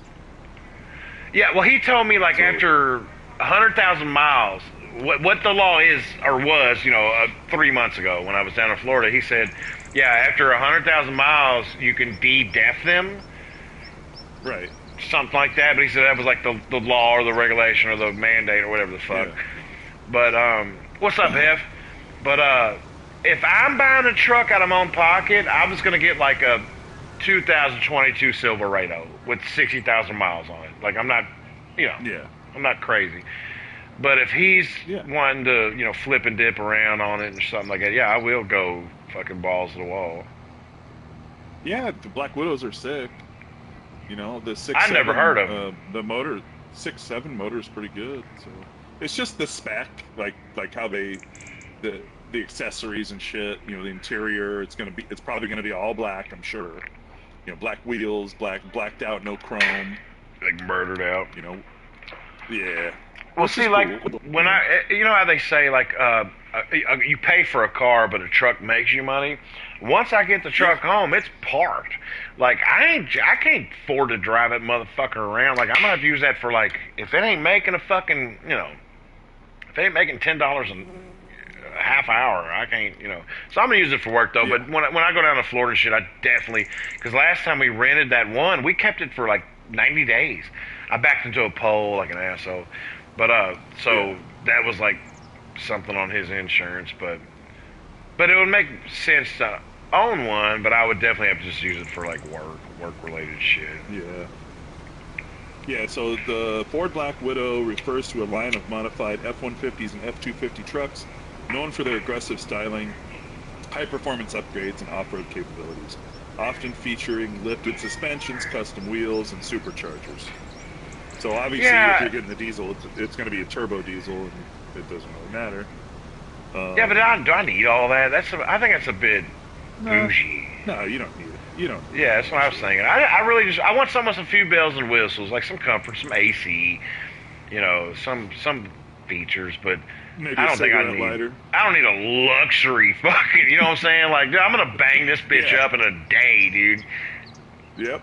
And black is the worst fucking color for getting dirty and having to keep it clean. Fuck that. Yeah. My Lincoln was I'd get a white or a silver one. To be honest with you, it's a fucking truck. It's a tool. Right. Like, yeah, that's why I like always want to get a used one because I don't want to care too much about. I mean, you care about it, but I don't want to be like if I get a ding in it, I'm not gonna be like, oh my god, my fucking Black Widow. Yeah. I want to be like, oh well, it's a truck. No.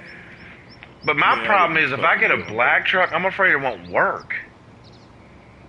Yeah, no shit. It'll fucking Did y'all catch the racism on that one? die on the side of the road. Or sell me crack, Yeah. rape me. Yeah, I would just do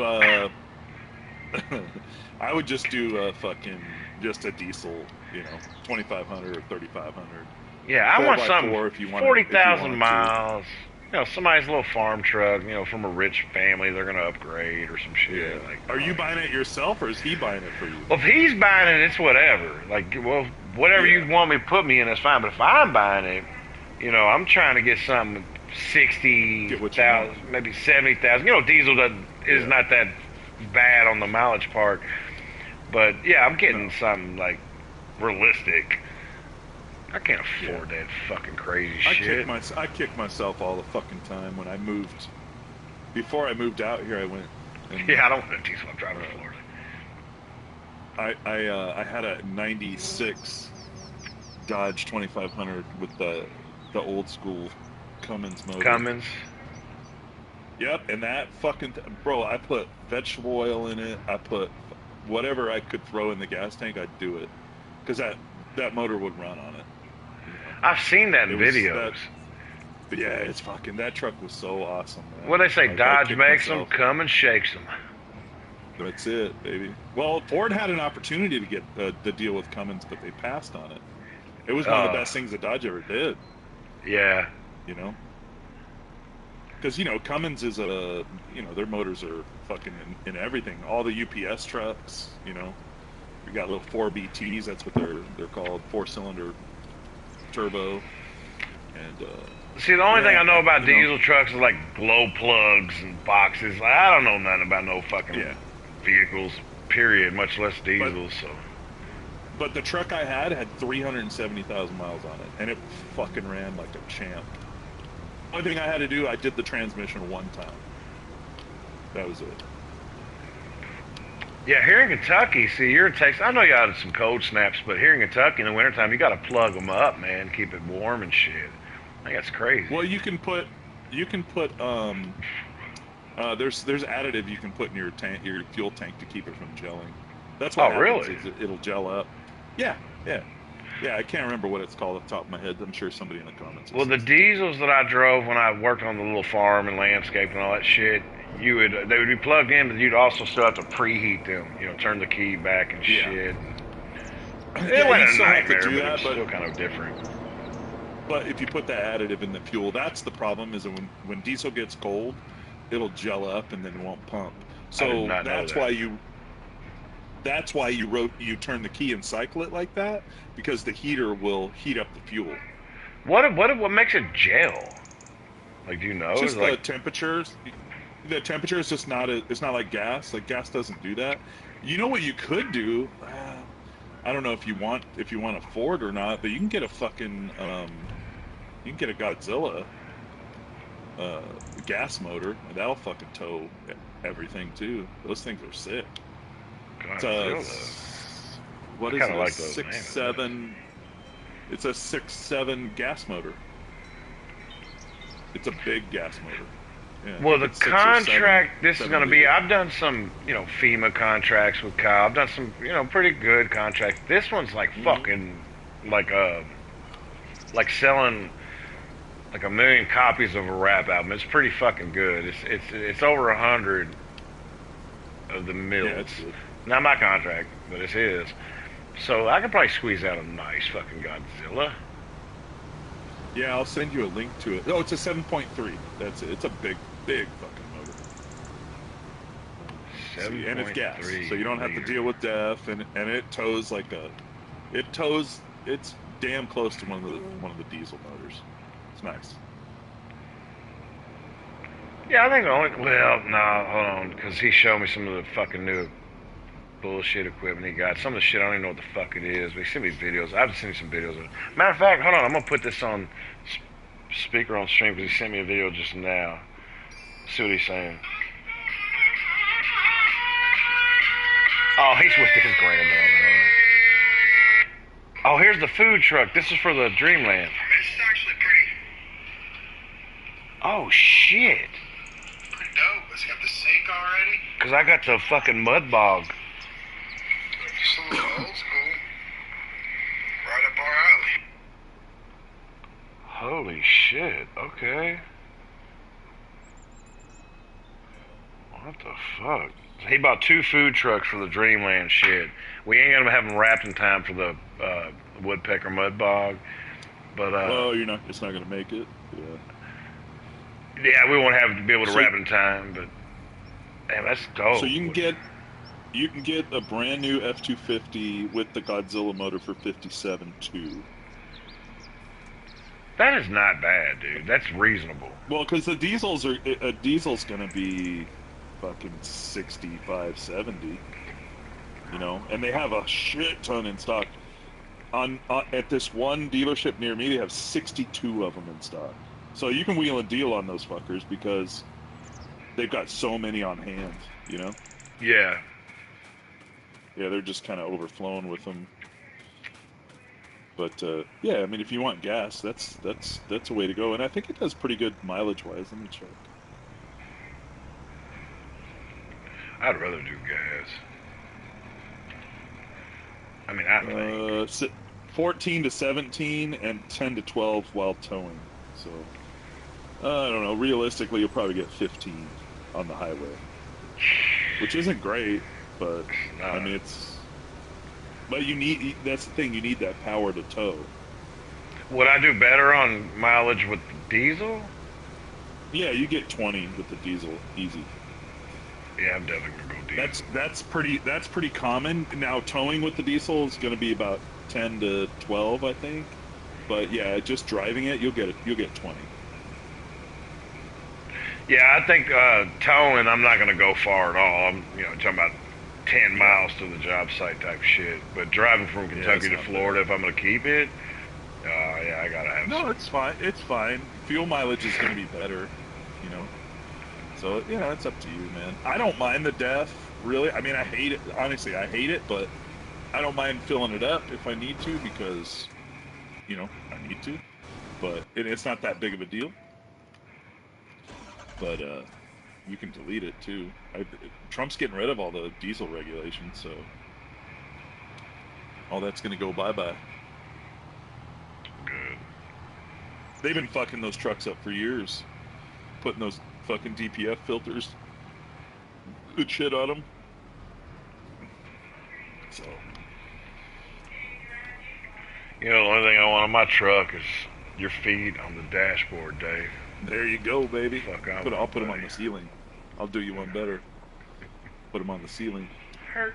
Put me in the butt. Oh, I'm sending this harvester. Remember that song by Two Live Crew? You remember that? Oh yeah, Two Up Crew was crazy good. Fucking funny. That's that Filipino rap. I told my wife that. She didn't believe me. Are they Uncle Luke and everybody's Filipino? No, he's not. But the main guys, you know, the short guy, he's Filipino. Well, I didn't know that. Yeah, it's fucking funny. Yeah, I think there's 2 or 3 members that are Filipino. It was under the hood for your DEF? Mine was by the gas tank.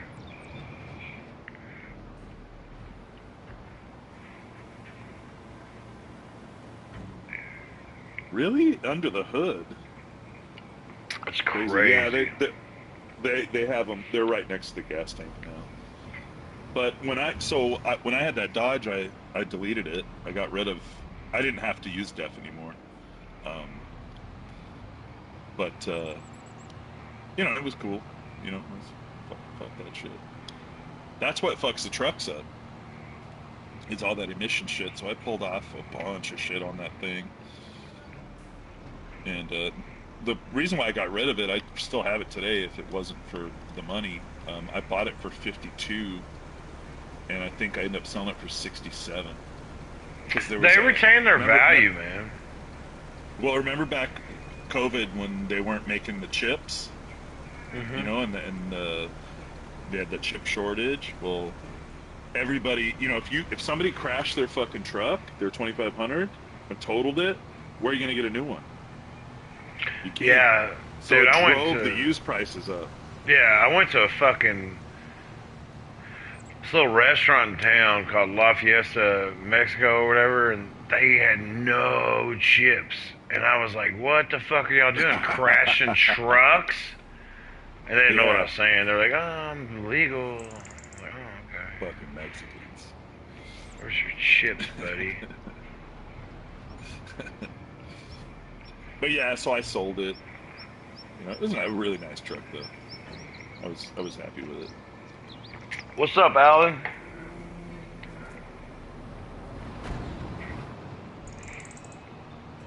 If you get a Ford, you got to change the cigarettes you smoke though.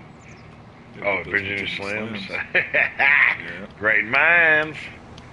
Yeah. Got to get something skinny with the fucking plastic tip. Yeah. Be like Audrey Hepburn and that motherfucker. Yeah.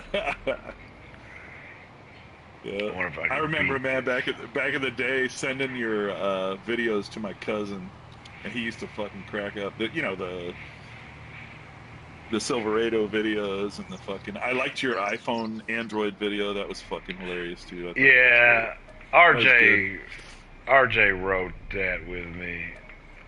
Oh my god, yeah, that one was good.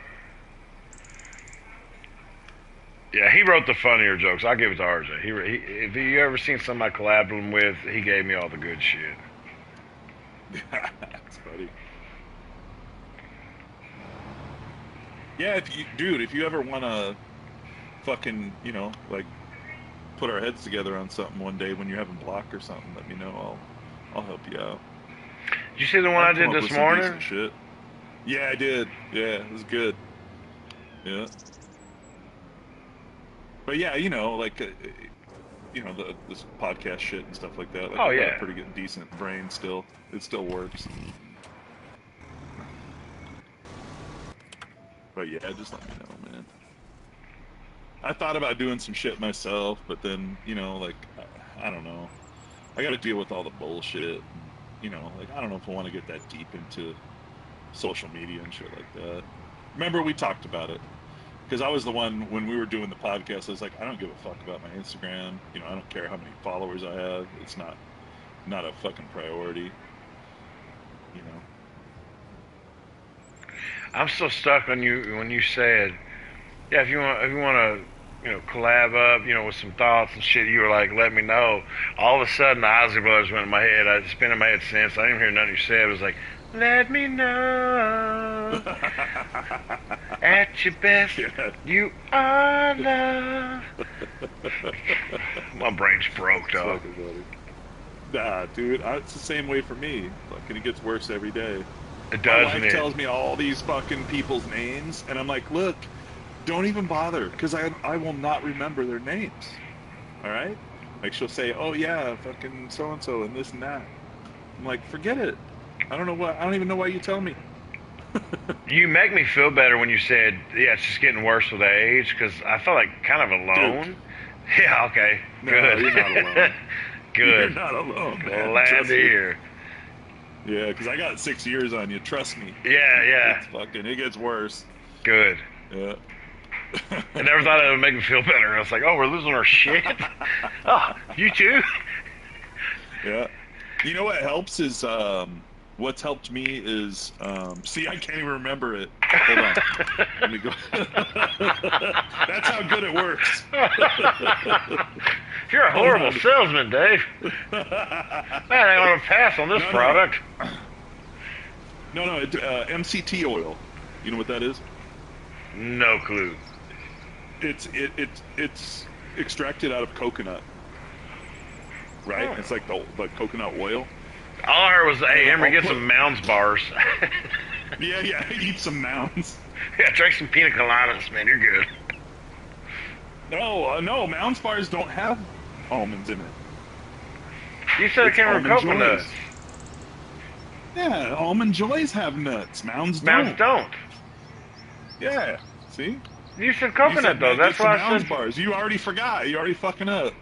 No, Mounds has the coconut. Almond Joy has almonds. Oh, that's right. Okay, you're right. But doesn't Almond Joy have coconut too? No, hold up, Wait a dog. minute You now. just dropped the whole ball in this fuck. I don't want none of that shit. It made you worse. Maybe it's the beer. No, but it does. I haven't taken it for a while, but yeah, it does help. There was a guy. What was his name? The sheriff of Baghdad. You know who that guy is? Ron Isley. At your No. best, you are love. Not that guy. Hold on, let me look him up. I'll tell you right now. Within my life, if you ever wanna know how it feels, let me know. John Shrek McPhee is who he is. He was, Shrek? yeah. He Shrek was McFeet. Yeah, I don't know if you've ever heard some of his stories, but this guy's a fucking nutcase, bro. Like, just out there. Yeah, short-term memory sucks. It does. Always has. But yeah, he was started talking about MCT oil because they were talking about talking about people who have issues with PTSD. Like military people, because he was a special forces guy. He actually worked with Tim, your buddy Tim Kennedy, and he was Tim Kennedy's commanding officer. And when he brought Tim in, Tim is a funny story. One of these days you should look him up. He was on Sean Ryan's show. But anyways, Tim came in all cocky. They were going to do hand-to-hand combat, and Tim came in all cocky, and he's like, I needed to knock him down a little bit, because he came in, he was young, and he said him and like 9 other guys beat the shit out of Tim in hand-to-hand combat for for hours. Just beat the fuck out of them to like teach them a lesson. Yeah, Tim has a good MMA record. Tim can kick my ass easily, but nobody respects Tim. Me and John Burke just went over it about him. But look, I went to this podcast. I'm gonna go ahead and say the podcast. So my second time on Drinking Bros. So I go out to this, the Black Rifle podcast, Drinking Bros. Great people, JT, Article 15, Dan Holloway, good people. And so I'm there. It's the first time I drink a White Claw. Dan Holloway was drinking one, and I was like about to roast him. I said, before I roast this motherfucker, I was like, hey, can I try one of them? And I got one out there. Like, yeah, go to the fridge, get what you want. And I got one. And I was like, oh, these are pretty good, in my head. I'm like, oh yeah. So I let him slide. But there was this guy there. So, I can't say his name. I don't know his name. But that Ali Baghdad guy, whatever the fuck he was, had just got blown up in an airstrike. And they sent the canines in and all these special forces guys and all these guys. That guy was there. And he shared, how do I say it, evidence, or no, I shouldn't say evidence because we didn't need to check his shit. It was relics. And I said, bro, I gotta get a picture with you. I would just love to have a picture with you. He says, I can't do a picture with you. Because it was that guy, that type of motherfucker, man. Yeah. I always thought that was kind of cool. Like, okay, He's like, nah, I can't do a picture with you, dog. But I saw some relics, and it was like crazy. Oh, yeah. Yeah, so this guy, John McPhee, the Sheriff of Baghdad, he has T-shirts, bro, that are fucking say Sheriff of Baghdad. It's funny. So his company's SOB Tactical, right? Sheriff of Baghdad Tactical. So what his job was in Iraq was to track Saddam Hussein and figure out a way to get to him, right? Yeah. So he got really good friends, got to be really good friends, or got to know his tailor. Like, I don't know if you knew this or not, but this is something else he said. So Saddam Hussein, everybody that worked for him, they were all Christian. Oh, I didn't know that. And well, the reason why is Christians, when Are they peaceful? Not only that, they don't want to kill themselves, right? So he doesn't have to worry about them, jihading him, right? Mm-hmm. Whereas if he brought Muslims in, they could take him out because they think they're going to go to heaven and get 40 virgins for killing him, right? So he'd always have Christians. Christians worked for him. Christians paid. I didn't know that, but that makes sense. All this shit. Because he was very paranoid, Oh hell! Well, you gotta be fucking. Gotta paranoid. be, yeah. Who wouldn't be? Fuck. Yeah. Yeah. So, he had told that story, and about how he has a sweater that he wears from time to time that was Saddam's, and he has his hat. I think he has his hat. Like, there's a whole bunch of shit that he got from the tailor, because he befriended him, obviously. 1 year on Christmas when all those guys were deployed, I said free cameos for anybody deployed. And I talked to guys that were peeling potatoes in Fort Knox. I talked to guys on the aircraft carriers out in the shit. Then I talked to a couple guys that had to whisper to me in the middle of the night over in fucking, Fallujah, whatever the fuck. And we're on a mission. Like, hey, we're here. We're doing this. But man, thanks for reaching out. I FaceTimed them. I think of what it was. So if you leave me your or whatever the fuck on Facebook back in the day. But the thing about John Burke, so I didn't know this, but John Burke was talking to me. He goes, man, listen. He goes, Tim Kennedy did, and he wasn't. I don't want to say. Well, John was probably shit talking Kennedy, but not so much Jocko Willink or nothing. But he's like, man, I know stuff. I've talked to John Burke intimately, sexually. So, but John Burke was talking about. He goes, man, Tim Kennedy's done one deployment. Jocko did one deployment. Because I talked to this guy that was very seasoned. I said, who's the biggest badass in the military by name? Who is it? He goes, man, MARSOC, Marine Special Operation. He goes, Jocko Willing. Yeah. And so I brought up to John, and he goes, and so John has stacked a lot of bodies. Now, John was in, I say this wrong every time, the Parastoon Valley or some shit. If you ever watched the documentary Restrepo, that's where John was. And John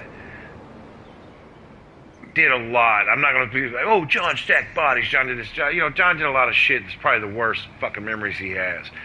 But oh, for sure. One day, John has this tattoo on his hand or his arms, and I'll say this. And I said, why do you have Amazing Grace tattooed on your arms? It's like, I've always kind of wondered, like, what does that even fucking mean? He goes, man. Yeah. He goes, Emery, I've been in firefights where I was scared I knew he was going to die. And he's like, we got out, and he's like, by Amazing Grace, like, we got out. I think he said he was singing it or something. He was like, it's the only thing that calmed him.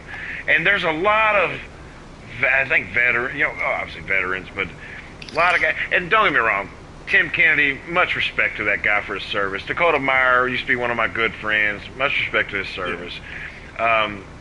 And Jocko, who, I'm scared to death of. I sleep with one eye open because, Jocko exists.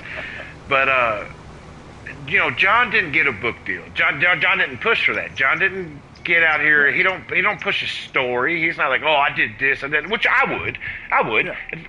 I'd be the Tim Kennedy. I'd be the Jocko. They're badasses. They are in all respects. But John, I respect him because, for one, John rarely agrees with me. John always tells me what I don't want to hear. Emery, you need to do. Emery, you need accountability. And so, but I want to say one more thing about John Burke. So when I first got cool with John, a decade ago or whatever the fuck it was,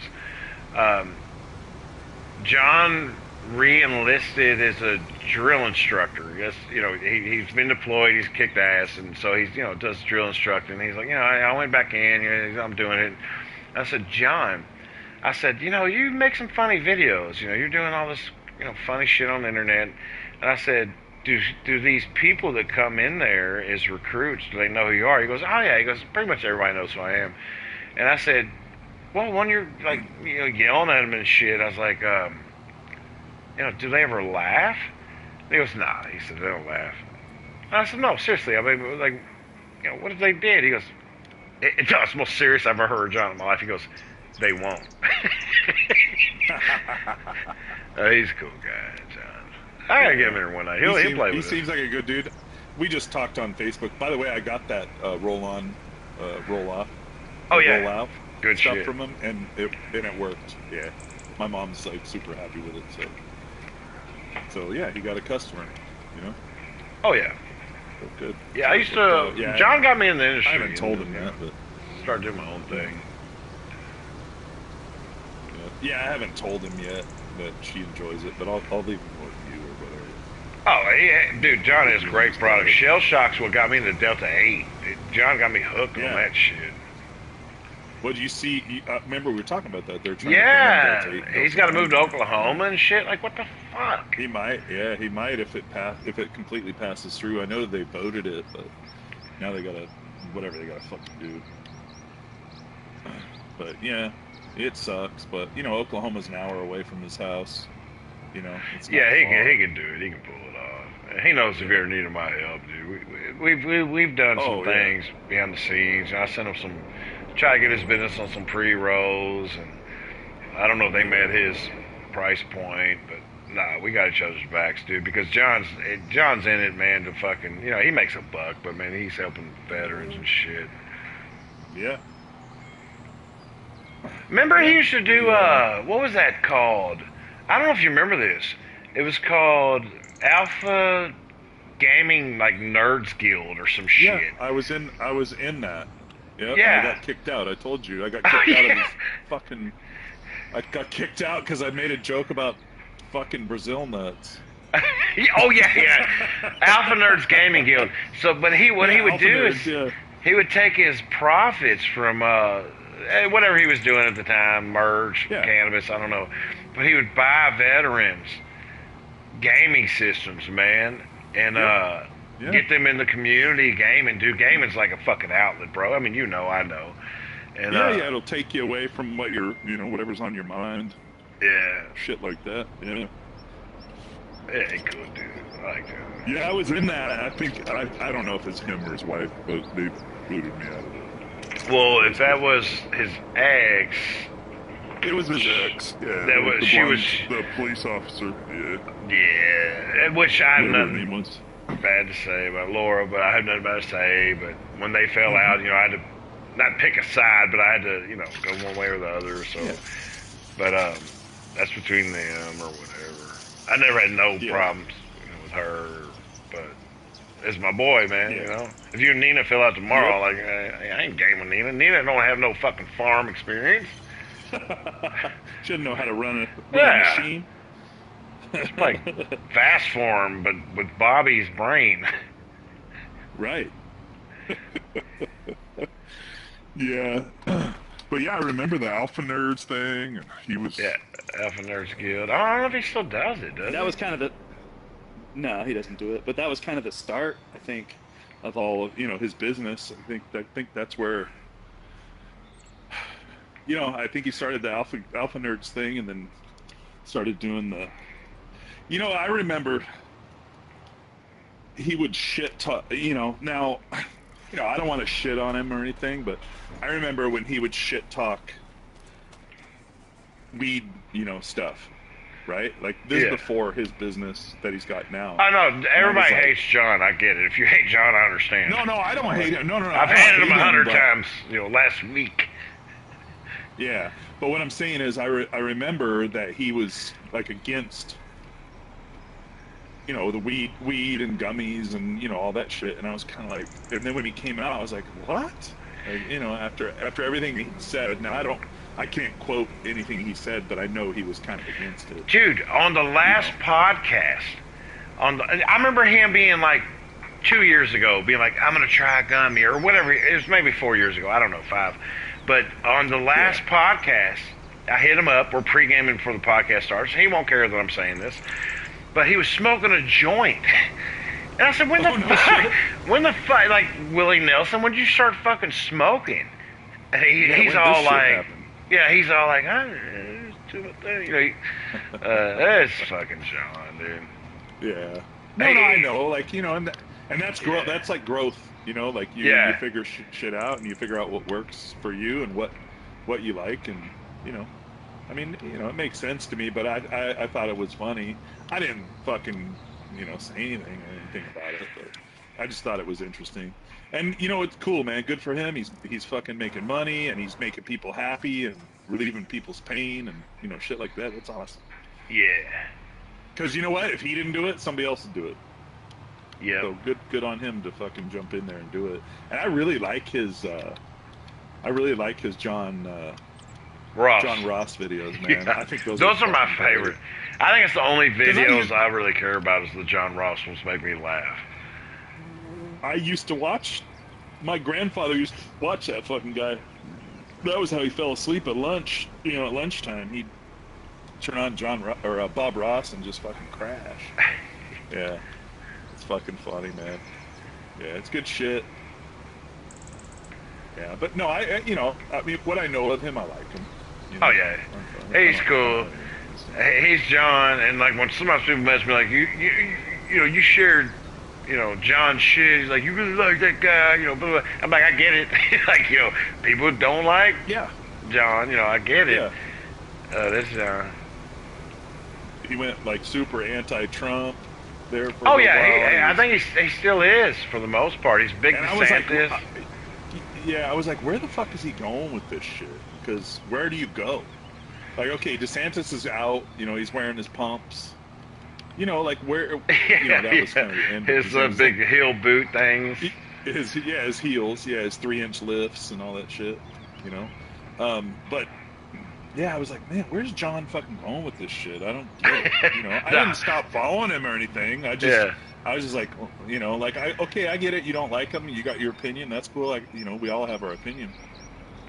But where the fuck are you gonna go? Are you gonna vote for fucking Bernie or the fucking dude with the wizard with the boot on his head? Remember that guy? Yeah.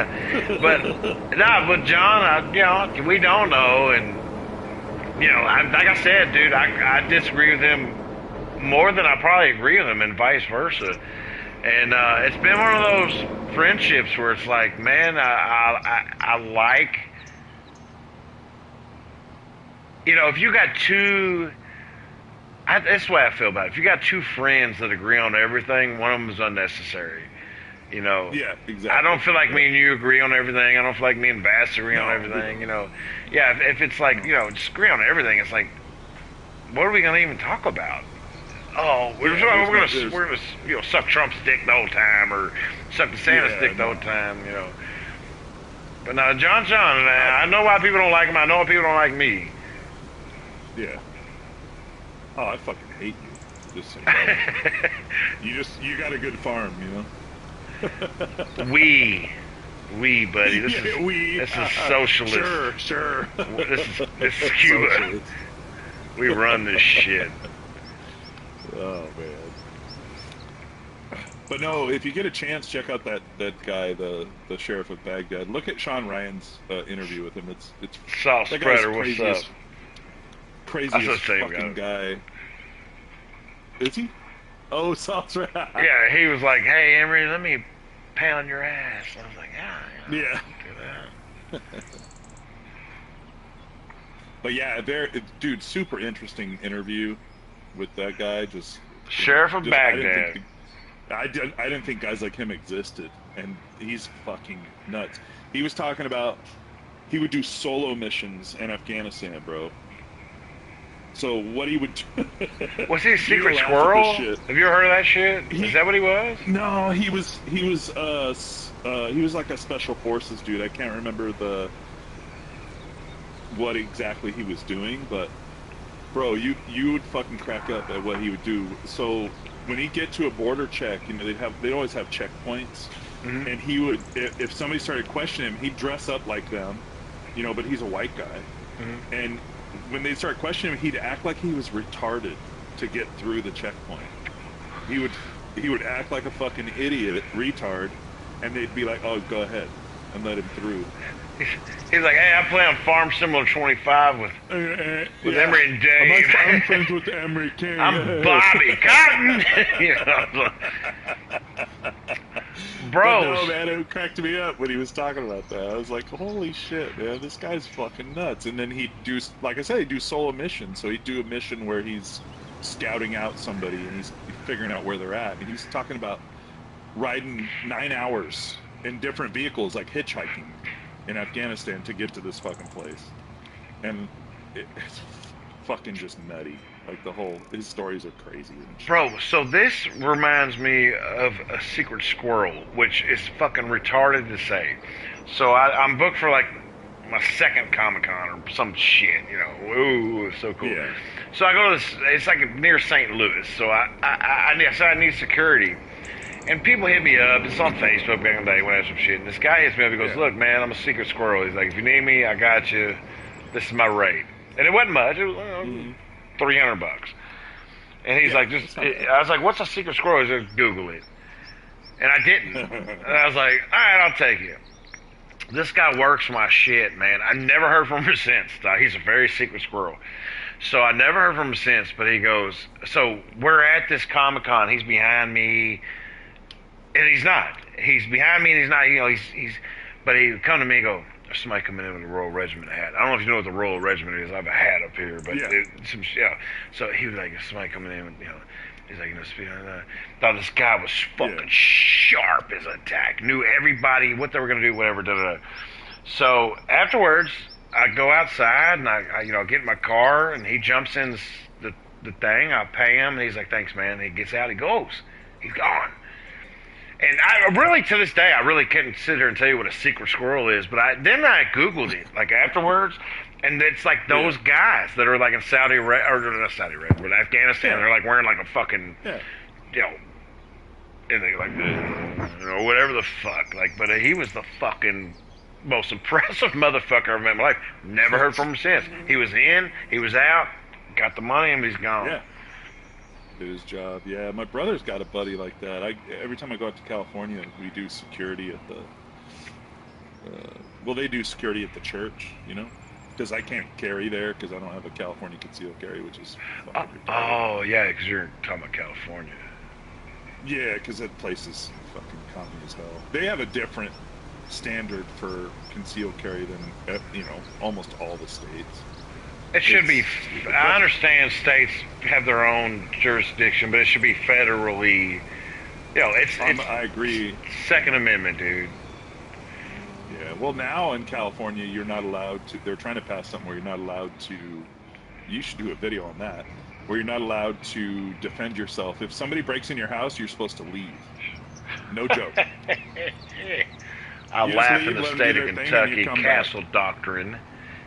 Yeah, same thing here, man. I can, at least I can protect my family or my neighbors and shit, But yeah, that place is a fucking. Yeah, in Texas, you can be on parole. Last time I checked, and you can still have a scatter gun in your house. You can have a scatter gun in your house. So in Kentucky, this was like 7 years ago, maybe. I could be wrong. 7, 8, 9, 10, whatever. But there was a U of L or U of K basketball player in his car. And a guy got into an argument with his passenger, which was another male, a couple of black dudes. And the guy punched the black dude passenger in the face a few times or something, and the driver pulled out his gun and fucking blasted him, killed him. Yeah. Nothing. Well, Castle doctrine, baby. You ain't got to flee. That's the way it should be. Yeah, Exactly. That's the way it should be. All 50 You states. should be able to protect yourself. Well, that's what I say. If it's you or me, it's going to be you. Right. Right? Like, that's how it's supposed to work. Did you see Tommy Chong on fucking Joe Rogan talking about if you need a gun, you're just a coward? Somebody breaks in your house. You really think it's worth their life? What? Yeah. Well, he's California, bro. Like, everybody. Love the guy. Not Don't everybody, get me wrong, but what a yeah, fucking I love moron. him too, and I love what he does. But it's. Yeah. They're coming out with another movie, right? Oh, I gotta see Did we it. talk about this already? You know it's gonna be good. Oh yeah. Like, I saw don't the have high trailer. hopes The for Dumb and Dumber 2, but a new Cheech and Chong, I think it's gonna be good. The trailer's on. I believe it's on YouTube. Oh yeah, I gotta see that. Yeah, it's pretty cool, man. I was like, no shit, because I grew up on those movies. Those movies were fucking great. Up in Smoke, Nice Yeah. Dreams, the one with Pee Wee Herman where he's like, I'm sorry. Yeah. Yeah, those movies were great, man. The Corsican Brothers. I got into all of Yeah. them, man. I loved them all. Yeah. Yep. Yeah, their stand-up, all their shit. Oh yeah, their music. They can say what they want, like you said. They have an opinion, cool. That's your opinion. Yeah, they're great. Either way. My opinion is, if it's me, like I said, if it's me or you, it's gonna be you. That's all I can do. Same with my kids, same with your kids. You know what I mean? Like, you're gonna protect them until, with your life. That's the way it works. You're not gonna let some idiot walk into your house and fucking, hold you at gunpoint and do nothing about it. No, I don't know if I told you about this. So, I don't know if I tweeted. I think I might have tweeted it. I don't know. It was like a month ago, maybe 2 months. So I've got all Tilly and her friends here every week and every break, blah, blah, blah, blah. So at 4 in the morning, my girlfriend wakes me up. She's like, the police are knocking at the door. I said, okay, it's fine. I said, I'm not going to answer it, whatever. No telling what, we can warrant, what, I don't give a fuck, man. Catch me in the morning. So they keep knocking. I'm laying on the couch. Tori's in the spare with the babies. And then I look over and there's lights shining in my house, flashlights. Dude, I'm pissed. I jump up, because I don't care, what no fucking police, man. So I get up, I jump up, open the front door, and I said, what the fuck are you doing shining lights in my house? It's 4 in the morning. I hope he has it on body cam. I hope it gets leaked. I said, what the fuck are you doing shining lights in my house at 4 in the fucking morning? I said, I got 2 kids under 2. And this is what he tells me, because apparently I'm like the fucking kid house or whatever. He goes, Yeah. well, we have a runaway juvenile that's supposed to be here or something like that.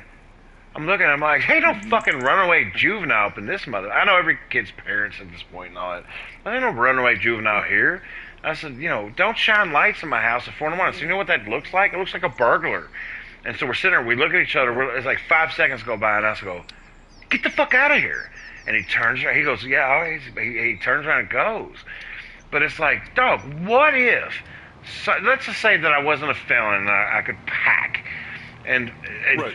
4 in the morning, lights are shining in my house. I look out the window, there's a bright light in my face. I don't see who it is, and I just get to blasting. Like, what are you doing, man? If you get knocking on my door for, it's probably like 15 minutes, and no answer, move on to the next house, whatever the fuck you're looking for. I don't know, but... I was going to ask you that. Have you ever been swatted? No. Well... That's interesting. Surprised. Well, here, no and yes. So one day there was a call on my house. I didn't get swatted, but police showed up. And this was 2017, maybe 18. And I go outside and I talk to my local police department, who are great. They actually have, it's a great police department here.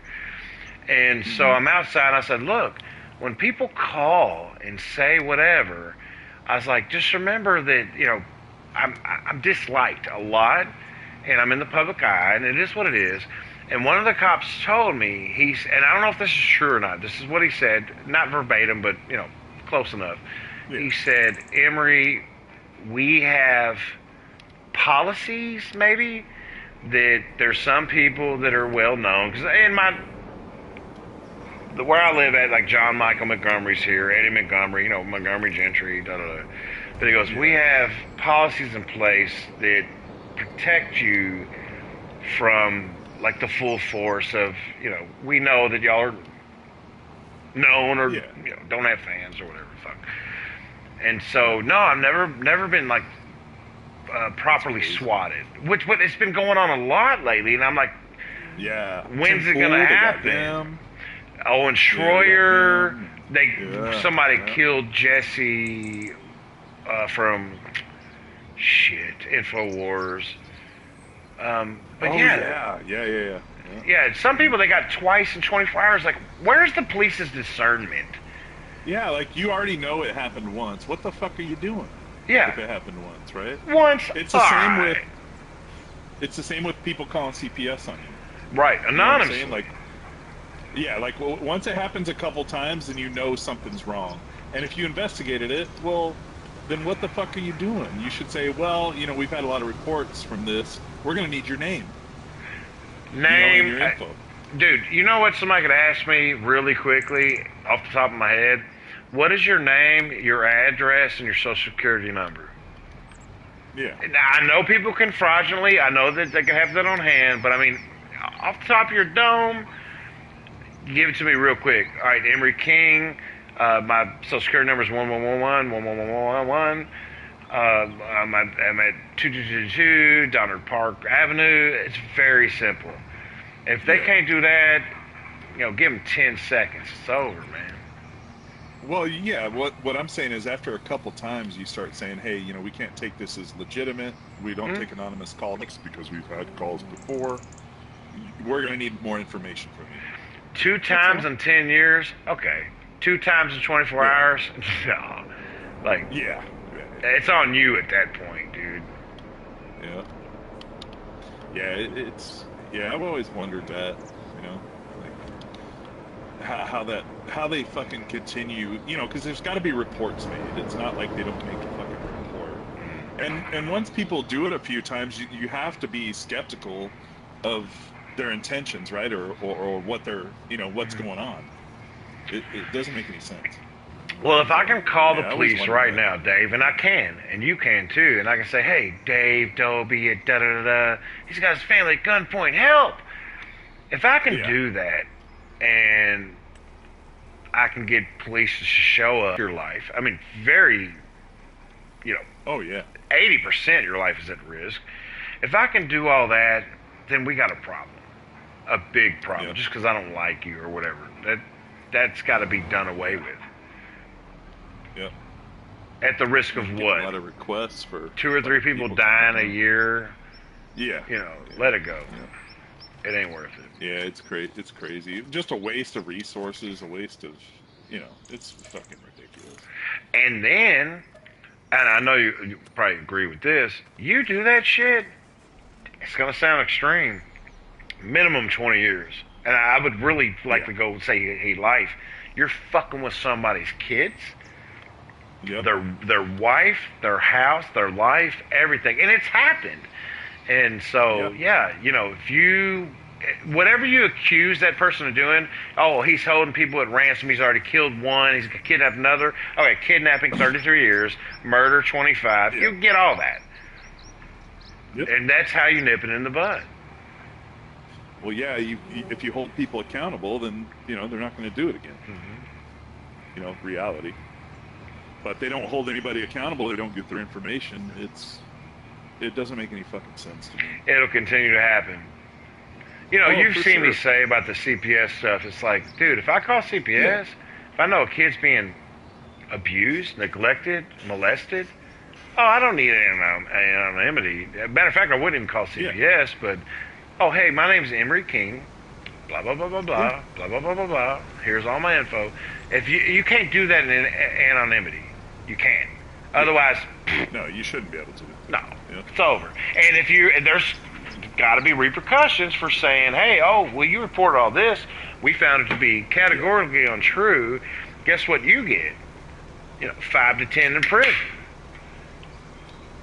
Yeah, there's no protection for the, for the person that they're right. calling on. And that's who should be ultimately protected, not the accuser.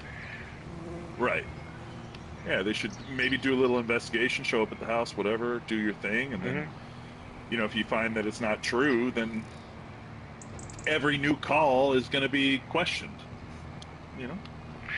Dude, they pulled my kid. That's why Kennedy's homeschooled. They pulled my kids out 7 times in 2 semesters, I think it was. I don't want to exaggerate. So it was like 2 semesters. I went to Kennedy's school, and I said, I texted her when I got up there. I said, get your shit, get the fuck out. Meet me in the office. Yeah. She meets me in the office. She had her laptop with her. I said, take it back. She goes, she takes it back. I said, she's out. They brought the resource officer in, unbeknownst, to me, they didn't make it a big deal, but he comes in. I knew they called for him. And I said, she's out of here. She's done. And they said, a counselor came out and she goes, you can't just pull her out of school. You have to fill out this form. I said, I ain't filling out shit. I said, your jurisdiction, your authority stops right here with me. I said, I'm her father. Kennedy comes back in. I said, get your shit, let's go. We're out. We're gone. I get home. They know who I am around here a little bit, and whatever. So the Board of Education, Dino's super. I would go E. But the Board of Education, they know I am here. A lot of people don't like me, whatever. But the school board calls me. I'm not even home a half hour. They call me. They go, Emery, we understand you got an issue at the school. You want to pull your daughter out and da-da-da. So we're done. So they pulled her out 7 times. Asked me if I have guns, if I'm this, if I'm on heroin, all this dumb shit. Yeah. And I said, we're done. I said, we will not go through this anymore. And they said, well, we would like to, what we're trying to do is offer you our public school program where she can homeschool at home. I said, absolutely fucking not. I put her in a private pen foster program is what I do. And, man, dude, and I've told people since, you probably see me tweet about it a lot, get your kids out of public school. At least if you're having these problems. Some people have, good experiences, but I think we talked about this before. They're doing it for a paycheck. They're getting paid by the Department of Education to have these kids at school. And they're teaching them shit that they don't need to know. They need to know how to fucking balance their checkbook or need to learn about credit cards and shit like that, important shit. Right. The half the shit they don't even need to know. Well, one time I knew about if they aren't attending, that's why attendance is we're going to get a pizza party if you get attendance, the best attendance for 9 months or whatever the fuck. That's fine. So I went in one time and they needed somebody to work the Santa workshop. It's Santa Claus time, whatever. And I always sign up. I'm work from home. I'm proactive, and they let me, go ahead and do it. So I worked in Santa's workshop, and I did it for like 3 days. And on the second day, they had this clipboard in my face. They're like, "Will you sign this? We really need you to sign this." There were some other names on there, and I did. I'm inquisitive. I was like, "Okay, so let's just sign it." I was like, why? Because she was really, proactive about it. And she goes, "Well, if you don't sign it, we don't get the federal fund. We don't get paid." Basically, is what she said. And that's when I put everything together. I was like, "God damn, it's a whole fucking racket." So with Trump doing away with the Department of Education, like, I posted this meme I found on Instagram the other day and was like, only a fool would let the state educate their kids. Yep. And now I get it, man. Yep. No wonder these kids are trans and don't know what bathroom to use. Yeah. Oh, what a failure. You can't even put that on the parents at that point. Well, they're hiring people because of their, political views and shit like that. That's what they want. All the old school good teachers are gone. I had a client that was a teacher, and she was an old school teacher, and we talked about it. And she said it's the education system has gone to shit because of they don't hire people on merit anymore. They hire them on their beliefs and their views. Right. Like, hey, yeah. And she's like, kids aren't going to learn that way. She was an old schooler. She probably, busted a bunch of knuckles before, with the ruler. Which I think is needed too. Like, man, I don't know about you, but when I was in grade school, our principal had a fucking paddle hung on the wall. Oh yeah, no, we had corporal punishment, 100%. And if it needed to happen, my parents were like, "Yep, we got it. Yep, we're good. Do it." We had to hold a chair. They lifted us off the fucking floor with that shit. And I'm thankful. I'm thankful. Now, when I was going to school, I think you probably would attest to a lot of this. I didn't know nothing about my teachers, much less who they voted for or who they were married to. I knew of one teacher, two, I guess you could say now, when you'll understand when I tell this. Mr. Farmer and Mrs. Farmer at Carruthers Middle School in Louisville, Kentucky. And one day we were like, wait a second, why is those two teachers named Mr. and Mrs. Farmer? I was in 8th grade, and they admitted, they were like, we're married. It was like, oh, cool. That was it. It was like, I didn't need anything else from that. No validation about their relationship. Oh, we're in an open relationship, and we also, swing. What? Yep. Yeah, it was the same for me. I didn't know, I had no idea what their sexual preferences were. And if they talked to me about that, it would be inappropriate. Right. You know what I'm saying? Like in my parents' eyes and my eyes, like you don't talk about shit like that because it's not pertinent to the fucking, to a kid. Like kids don't give a shit. Right. You're there to teach them. And if anything, we'd be like, are you married? Like, how long have you been married? So I'm like, I've been married 9 years. All right, get out your reading books. It was that fucking simple. Yep. That was it. It was serious shit. Like they were there to teach you something, a skill or whatever it was. Right. They were teachers. Like I think I told you, like when I was a freshman in high school. I don't remember her name anymore, but man, we had this teacher. She was hot. She was probably, just out of college, science teacher. Dude or chick? No, it was a chick. But she ended up being married and stuff. But, I mean, yeah, I had a crush on her because she was fucking hot, But I didn't ask her. I mean, she could have been a lesbian. I didn't know, The only reason why I found out she was married was because he came to see her for lunch one day or something. Yeah, brought her Burger King or some shit like. Yeah, whatever the fuck it was. Yeah. And it's funny because the old school teachers were, it was all fucking business.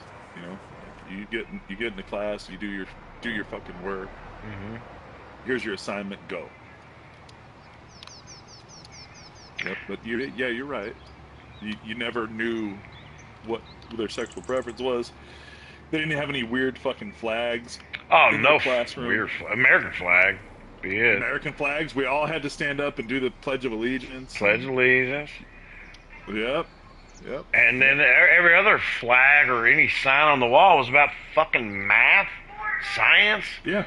or fucking The social class. studies. George Washington's face, and like, dollars this and Yeah. $2 is that, and like, whatever, man. Yep. Yeah, it's that, and that's all manipulation, because the government's in control of it, the Department of Education. Right. That's why it needs to go away. 100%. It didn't need to be there in the first place. Like Reagan, right after Carter put it in, Reagan was president, and he was like, "We need to get rid of it." Well, it's been around forever because they're, it's programming. They're programming people to do what they want them to do or be what they want them to be. Yeah, how many kids wouldn't be trans right now if they didn't talk about it at school? Right. Yep. Like fucking And what? like we've said before, or at least I've said before, it's attention. Like throughout the years, there's always been some kid who wants attention, right? And they would act up in class, or Right. they were Me? fucking gay, or Yeah. yeah, or whatever the case may be. Now you got to be so extreme that you're trans. It's fucking nuts. Well, see, Like I said, it was emo before. The Yeah. emo kids were, or the metal heads. Like, yeah, back in my day it was the Hoods, like Guns N' Roses and Motley Crue. Yeah. But I've said this before. So, I would eat lunch with my daughters once a month in elementary school. I'd go once a month. Hey, what's going on? I know all their friends, know what's going on, and just because I love them. There wasn't nothing else. So after middle school I'd go like once every 6 months. And so I go eat with Marcy's not here, I can say this. So I went eating with Marcy, and everybody at her table there's 6 girls, including Marcy. 2 are trans, 3 are gay. Hold on, then there was one more because one was straight. And it wasn't like I was like, "Ooh, what's your sexual preference?" It was kind of like, they exuded it. It was like they made it known. Like I didn't have to ask, and I'm like, okay, this is crazy, because one of the girls went by like Jacob. I'm like, oh, that's okay, that's different. I was like, oh, I'm trans, whatever. So look, I think I brought this up one time, but it was 2 months later. I'm at home. I'm actually like playing a video game. It's like 2. I'm like day drinking. I get a text from Marcy. She goes, "Hey, Dad, I think I'm trans." Now, Tilly's gay. Tilly's 100% gay. But Marcy hits me with this. She goes, "Dad, I think I'm trans." And I was like, don't even fucking start with me right now. You know what I mean? I'm like day drinking. I'm like, don't even fucking, we're not going here. And so now it's been like 2 years later. She's about to start high school, but I brought it up a few months ago, and I was like, do you remember that time you told me you thought you were trans? And I said, do you remember how I didn't like nurture that? I was like, nah, like hold up, dude. You can't even think for yourself. You can't even barely dress yourself. She gets embarrassed by it. So imagine if I was, she's like, oh God, she feels so cringe about it. Imagine if I was the parent, I was like, oh, okay, I support that. I accept it, Michael. What do you want to do? Yeah. You want to go buy some fake balls? Yeah, which would validate me and make me feel good. I'm a good parent or whatever. Dude, when I was like 4 and a half, maybe 5, my cousin Holly, for like a week, I had to stay at their house for like a week with my mom and my aunt and all that shit. And she put hair braids in my hair. I wore her jelly shoes, and I had like a purse, and was like, I'm just like my cousin, and I acted like a fucking fruit for like a week or whatever the fuck. But I was a kid. I was fucking 4 and a half, maybe 5. But my mom and everybody like laughed, giggled, rolled their eyes, whatever. Out of a week, I grew out of it. Imagine if I had a mom with like Munchausen's by proxy. It was like, oh, my kid, oh my God, I gotta validate this. I'd be fucked right now. Yeah. I definitely wouldn't be here. I'd be prostituting like in Seattle somewhere for like, Yeah, it's all Kratom or some here's shit. the thing. Kids are impressionable. You can, they're in the stage where they can be molded, and You know what I'm Yeah. saying? It's Yeah, they're very malleable. You know, at that age, you know. Yeah. Also, if I had my dad around, I would have thought I was Batman or something. You know, unfortunately, I had a Right. single mom. But I mean, imagine and be like, oh my God, you are Batman. Here's a cape.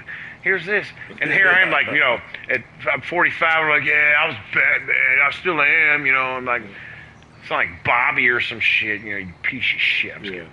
I love Bobby. But just yeah, you got to think for these kids at some point. You know. Yep. Yeah, it's like I said, it's fucking people are nuts. You know, when we was growing up, we were taught God made you. This is who you are. Love who you are. You know, accept who you are. This is a good thing. And it's like, I'm proud to be a boy. You know, Tony growing up. You know, it's like, like God made you. My nose was big. You know, I got picked on. You know, well, God made me this way. You know, I'm happy. You know, I accept myself. Nowadays, like kids is like, nah, fuck this. Yeah. I'm Mark. You know. Well, I told you about that. Like the kids, you know, what would happen if World War III broke out? Well, I'd kill myself. You know? Like it's fucking crazy. Like the way they think now. You know. Whereas, like I said, when I was young, fucking, you did everything you could to survive. You know, bro, when we were young, if they said World War III is going to kick off, we would tie red Rambo shit around our head. Bring it, Dad. Yeah. Where's my BB gun? Where's my 22? You know, we got to start thinking. Let's get gallons of water. Like, no, we wasn't dying like that, bro. No. Now they just curl up in the corner on their phone. Safe spaces. Tweeting or Instagramming about it. There's colleges with safe spaces with crayons and coloring books. This is a good place to cry. What? Ain't no crying in baseball, baby. Yeah. Yeah, they're just too soft. It's you know, it is what it is. You know, Dave, Red I don't Dawn, want to. That's right, mentioned. Yeah, Red Dawn. Hey, look, Dave, I don't want to die. You know, the thought of it sucks, but the one thing that brings me solace and some kind of peace is like, I don't have to see this shit anymore. Like, I'm sick of this. When I'm dying, that's the last thought I have in my head is like, oh my God, peace. Because this is shit. Yeah, that was I had that conversation with Nina today. You know, we were in the car because we were talking about when the house is going to be paid off and all that shit. I'm like, I'm not going to fucking make it that long. Like, that's, you know, I'm going to be 78 years old. I'm not going to make it. You know, like, you know. And did you get that little thing of peace about yourself? And you're like, you know what? I kind of don't want to make it. Like, I had a good run. Yeah. Just Thelma and Louise this motherfucker right over the cliff. I said, but hey, when I'm gone, the house will be paid for. You know, I got the insurance, so you're good.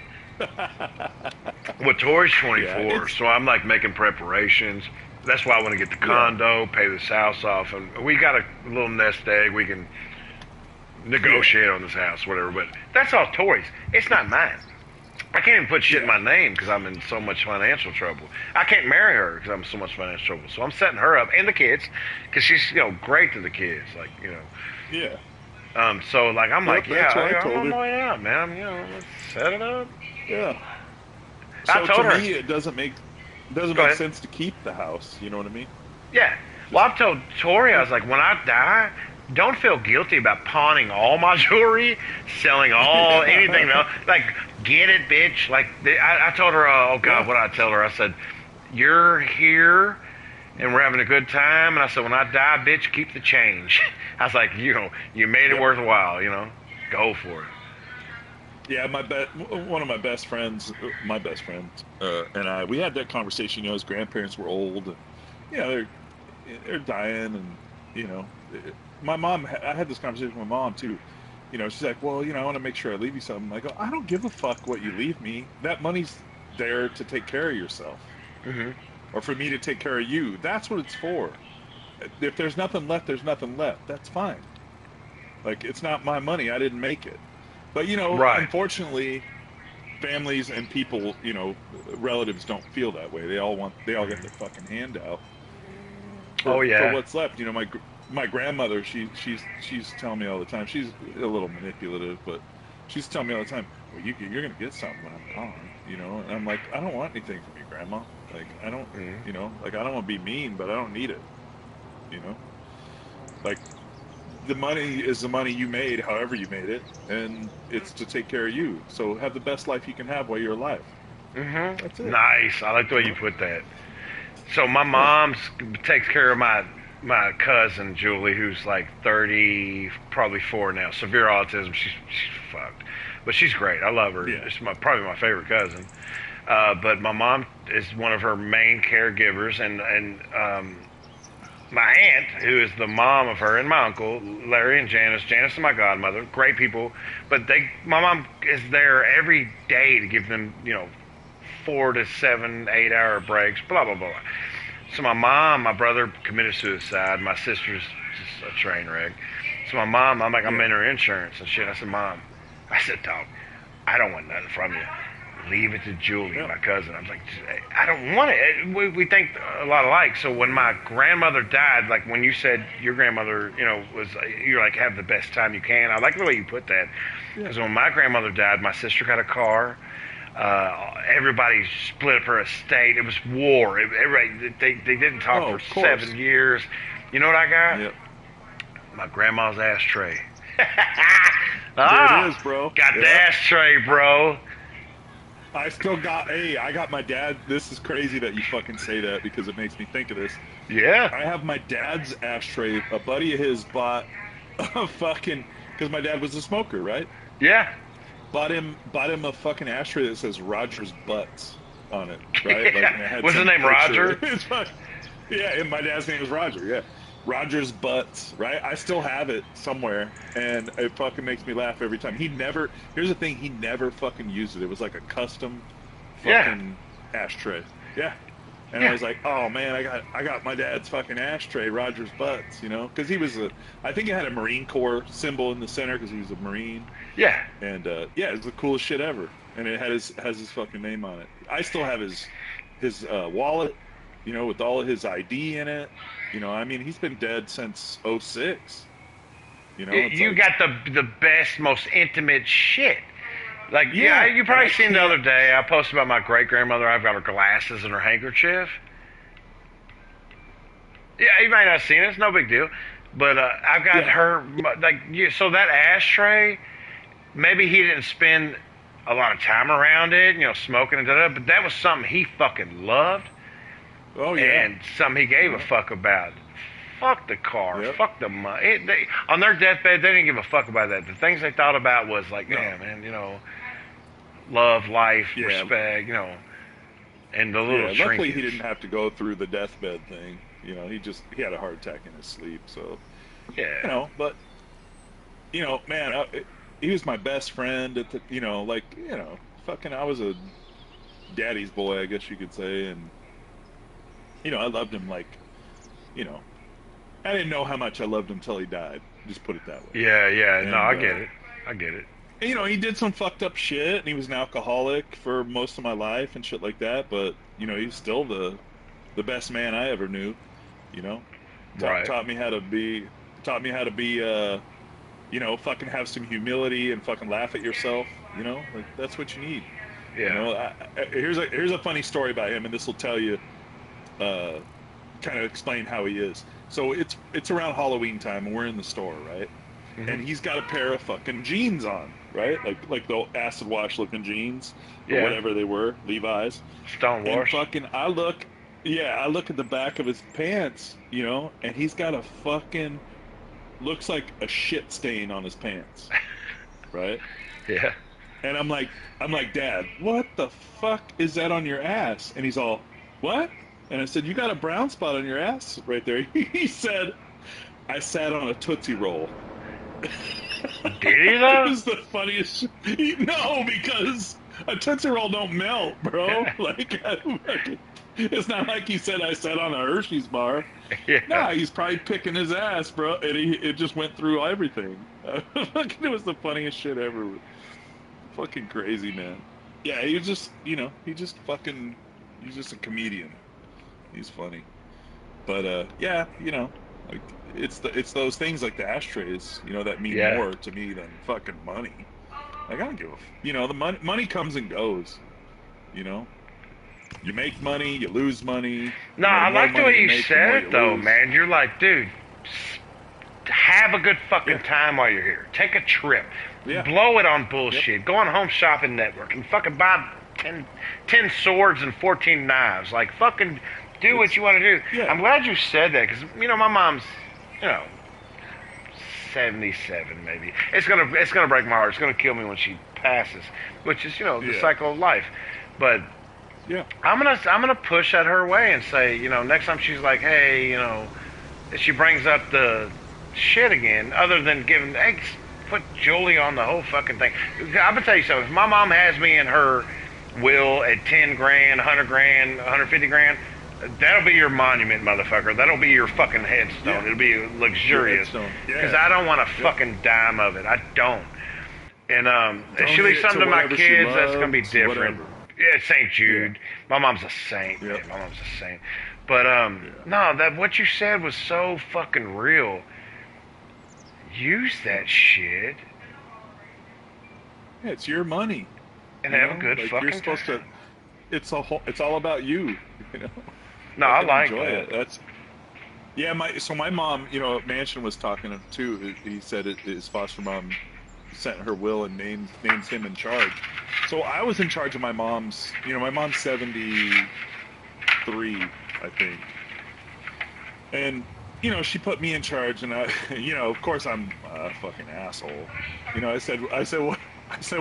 Why do you want to leave me with all that credit debt? Like fucking being a dick. No, I like that. And she laughed, because she knows how I am. I've been fucking tormenting her for my whole life. So, it was fucking funny. But, so now, she told me, I don't know if I told you or not, but she has the guy that she lives with, whatever, is, I think he's younger than 40 years old. He's a good dude. He works and, he takes care of shit, but, she's... Oh, well, she's anyway, a pedophile. No, I'm just kidding. Yeah. So she told me, yeah, she's going to love that. No, but she told me, she told me this maybe, around Christmas time, I think. She said, it was a secret, but, him and I got married, 2 years ago. Oh no, is he trying to get in there? Financially? Oh, he's getting in there. No, well, I don't know about that. There ain't anything financially. Like I told you, I don't care. I don't want the money. Okay. Like yeah, no, I get it's it. it's her money. If her money goes to him, that's that's fine. I don't give Respect. a shit. And they've been together, not in a relationship wise, but they've been together since he was 18. You know what I mean? And then, whatever. Like I told her, I said, so anyway, when she told me they got married and that he was the executor of her estate or whatever, I was like, oh, that's great, man. Like I don't want to be One less thing responsible for that shit. deal with. Yeah, I don't want to deal with True. that shit. Yeah, and it it was a relief to me. Like I don't need your 30 grand or whatever it is. Like that's for you to live on, and it's for you. Mhm. You made it. I didn't make it. What the fuck did I do for it? You raised me as long as you did. Put diapers on me, changed my diapers, fed me. Took care of me. Like I'm not owed anything. Yeah. So, yeah. I think, like I was saying, a lot of family members think that they're entitled to that shit, but, they didn't make it. Yeah, no, I don't want nothing, and I think that's maybe odd. Not for people like us, but when somebody passes, I guess some people are like, oh, I get to reap the rewards of their. Oh yeah. And I just don't get it. It don't make me a better person than people that feel differently. I don't care, but I just don't want no part of it. It's like, if it can pay for their funeral and shit and don't put that burden on me, that's fine. But I don't need no profit. Like, get on with it, and I'll see you when I see you. Yeah, exactly. Yeah. Well, that's what I say about my grandma, the manipulation. She told me that to... in my eyes, she was manipulating me to to do whatever she wanted me to do. And so I told her, I said, here's the funny part. My first car I bought off of my grandmother, and it was a Ford Escort. It was called an EXP. Oh, yeah. I remember the Escorts. Remember those? Yeah, back I don't remember the day. EXP or whatever, but I remember the Escorts.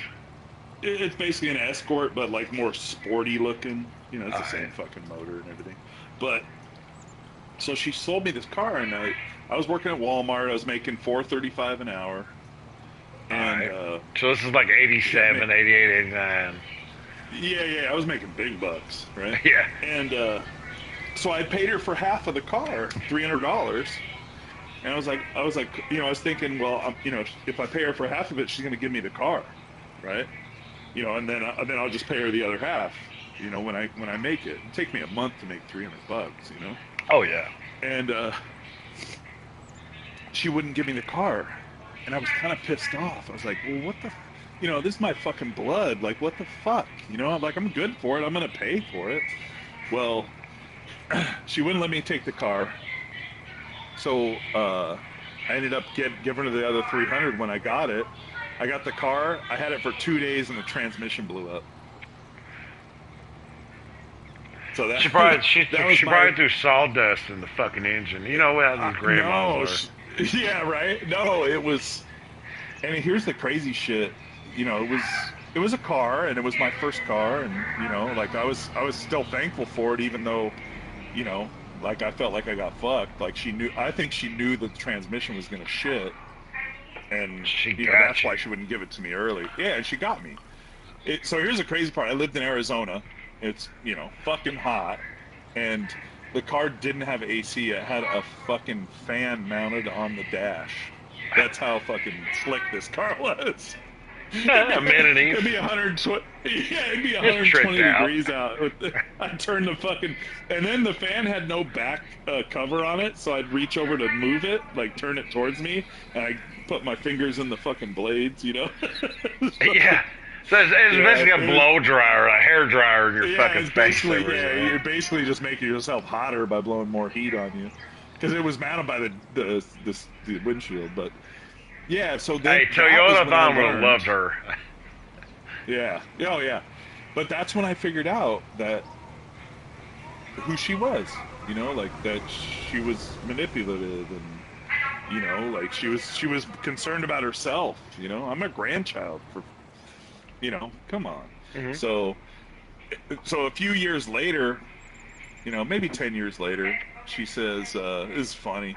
She says, so this is Bullhead City, Arizona was where she lived and I lived. She owned a house there, and you stayed with her for a while, and that's where we bought the car. It's kind of Laughlin, Nevada. You know where that is? A little bit. We talked about this. Yeah, so it's the border of Arizona and Nevada, right? Yeah. Well, anyway, she says, well, hey, I have this studio apartment, and I'll sell it to you cheap. And I'm like, oh, well, how cheap is it, Grandma? And she's like, $35,000. I was like, well, that sounds all right. Let me do some research, and I'll get back to you. The fucking place is only worth 30, bro. She was giving me a deal. Buyer beware. Now, I gotta ask you a question. I gotta ask you a question. Yeah. So, we have grandmas. I know she could cook. What was your favorite dish she made? All petty shit aside, what was something she made for her grandson that was like, oh man, that was the shit? Yeah. She didn't really make anything. She wasn't that type of grandma. But I did have a great grandma that would, so my favorite thing that my great grandma made was a lemon. They called it a lemon. It was like a lemon soap cake or something. It was like a cake, and she would poke it with a fork all over the place, and then she poured this lemon, like sweet lemon sauce over it. Oh shit! And it was the fucking best thing ever, man. It was so fucking good. And my grandmother, my step grandma by marriage, would always try to replicate it, and she couldn't get it. It took her like 10, 15 tries to get it.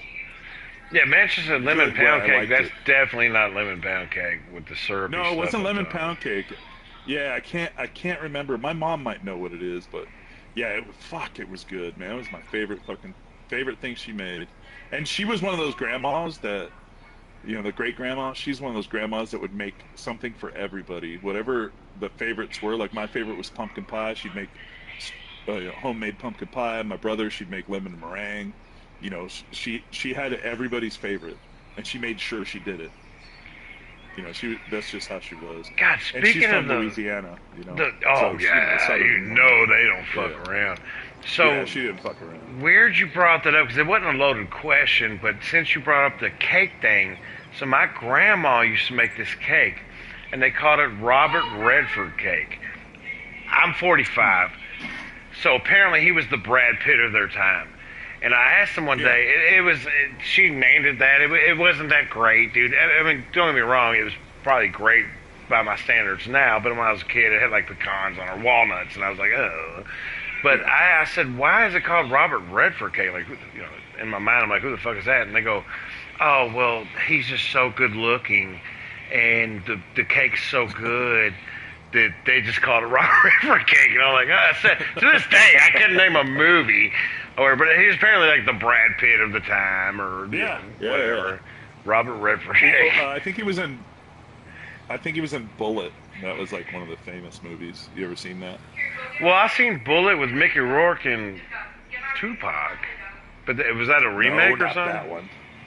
Hold on, let me look. Robert. I think it was Redford. It was a fucking movie. It was all car chases. Yeah, they were like apparently big fans of him because they couldn't believe I didn't know. Oh, yeah. They're like, it's like Robert Redford. Yeah, he's great. Yeah. Let me see. Yeah, maybe not. Maybe I'm wrong.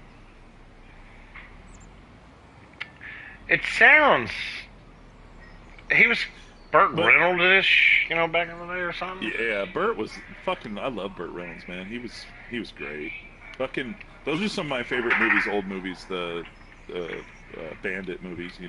Dude, the Rosie. I used to love Rosie O'Donnell. I used to love her. The koosh ball. She'd shoot him in the audience. Yeah, until Burt Reynolds got on there. The NRA thing. Oh yeah. Yeah. I was a kid. I think I was 11, 12. And I was like, what the fuck are you doing, you bitch? I used to love your show. I'm the same guy that loves Ricky Lake, Jenny Jones, Oprah, and I love Ellen. I don't love her. I like the show, whatever. I don't know who she is. It's up for debate. But Rosie O'Donnell really fucking pressed him and like, be professional. Put that shit. Have you seen her lately? Can this woman close her mouth? Trump broke her, bro. Yeah, she's broken.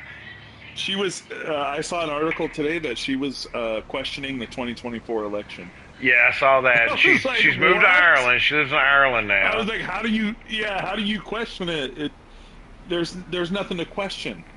You fucking idiot. So the first thing I did when I saw that, I looked up her Twitter account because I wanted to look up election denier and see if she was like, oh, you're denying the election of 2020, so I can dunk on her. And she's gone. She's off of Twitter or whatever the fuck. Of course. Yeah. Lives in Ireland. Everything. Yeah, she looks fucking beat up. Dude, crucify me. She used to be funny. Trump went at her way before the presidential shit and was talking about what a fat cow she was and all this. So she's scorned. I get it. And they say hell had no wrath like a woman scorned. They don't say that for no reason. And she's just scorned at this point. Somebody made a tweet. I think I retweeted it or something, but they were like, Elon should buy Planned Parenthood. So all these people will start firebombing Planned Parenthood and vandalizing that shit. And they would. They would. Yeah. They're climate activists. PETA? Dude, PETA's such a joke. The shoes on the other foot. Yeah, I know. God, they're the worst. Like, who's their PR I know. people? Like, what the I fuck don't are know, they but doing? I remember years ago, maybe 20 years ago, they did an investigation on one of the guys that they hired to fucking, firebomb a puppy mill or some shit like that. And I was like, holy shit, these people are fucking nuts. Yeah. Anytime a person puts and I understand it to a point, but anytime a person puts animals over people is a fucking problem for me. Like, my opinion, a dog has a purpose. The dog is to protect you. That's their job.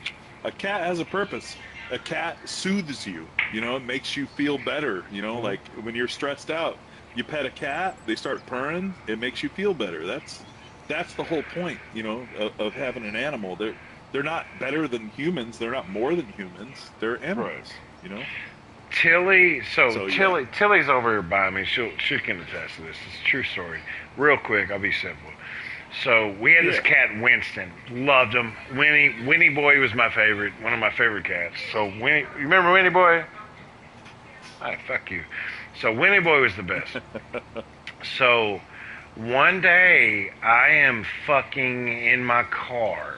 I get a call from a neighbor, and they say, "Man, dude, I hate to break it to you. Your cat, the gray one, I think it was like Winston. He's like, he got hit by a car. He's dead." They said, "Look, we scraped him up, and we took care of him or whatever." I love this cat. I loved Winnie. Winnie Boy was my boy. Course. And Tommy loved him. Like Tommy, my boy, my Tommy that I still got, So I'm like, oh, God, it's terrible, but it's a fucking animal. Like, I'm not going to fucking mourn like it's my great-grandfather. So, anyways, so I have to break the news to my kids. So I'm in the car, and Tilly's in the passenger seat, and Marcy and Candy's in the back. And we were leaving a Malibu Jacks. And so I said, oh, man. So, okay, guys, I got something to talk to y'all about. And I said, okay, so we're going home. And I said, Winston got hit by a car, and he's no longer with us. It's bad. It's terrible. I'm taking it really seriously, because it's serious, guys. Marcy and Kennedy start bawling in the back seat. And I expected it. And I'm like, I said, it is what it is, guys. We'll figure it out. We'll do a funeral or whatever y'all want to do. And I get up here in the front seat. I'm kind of composing myself a little bit, trying to walk my kids through this. And I look over at Tilly, and Tilly's smiling.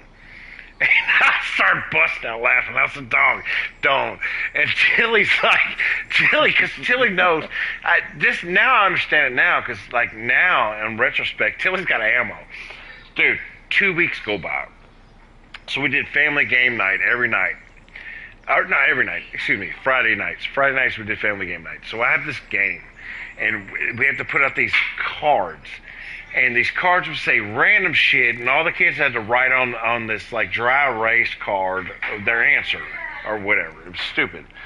So I'm playing this game. 2 weeks later, dude, I got Tilly, Marcy, and Kennedy around this fucking table. And I say, so I pull a card, and it goes, what is the worst sound you ever heard? Dog. And so I pick up, Marcy's card is like an alarm clock. I pick up Kennedy's card, my oldest, and she's like, the washer and dryer in the middle of the night, and I pick up this card, and you don't know what kid it's coming from. You have to pick them up, and then you have to decide what kid it comes from. I pick up this card, and it goes, Winston, when he's getting smashed by a tire. I lost my shit. I threw it down. I said it. I threw it down. I'm losing my shit. And Kenny and Marcy get up, and they start crying. And Tilly's smiling, and I'm like, oh my fucking God. But she gets it. She gets it. We're very indisposable, though. But I lost my shit. It's fucking funny, dude. Oh, she's great. A piece of shit, dude. She really is. Good for her. Yeah, That's the only way to exactly. be. Fuck everybody. You have Yeah. to be. Yeah. So when I was a kid, we had like a little kitty graveyard. You know, we had a cat, mama kitty. You know, that Mhm. fucking, you know, that had all the kittens, and then we had a little graveyard. You know, on the hill, and when one of them would get hit by a car, we'd take it up there and bury it, and you know, Mhm. we were maybe 4 or 5 in. You know, it happens, Mhm. and but you know, I think it's good for kids to experience that because it makes you understand life, you know, like a little bit. You know what I mean? Cycle.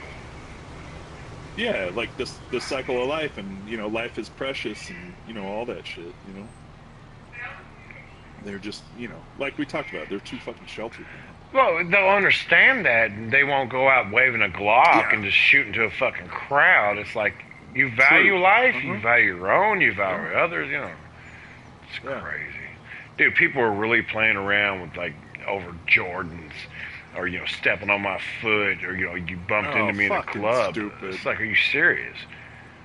Speaking of Jordans, I wish I had the pair that I had when I was a teen. You know, they were super hot back then, and that pair of fucking shoes is probably worth $300,000 now. I worked my ass off to buy a pair. We see that video I did with that fucking Joe something, and he's in a bar and bumps into a guy and like hits him and knocks. He's a Oh yeah, kickboxer Joe guy. Schilling. Yeah, Schilling. Yeah, I know And who people are you're like, talking "Oh, what would you do?" This guy? Are you serious? Like, Dave, you're fucking 6'4", 250. We're not, Yeah. dude. I'm gonna laugh. I'm like, "Oh, bro, you know what? He can flinch Yeah. at me. He can do whatever." I'm like, "Oh, come on, man! Like, dude, I'm not punching this Mm-hmm. guy." You know, he could probably even swing on me, and I'd be like, "Oh, you know, oh my God, tickle monster." Yeah.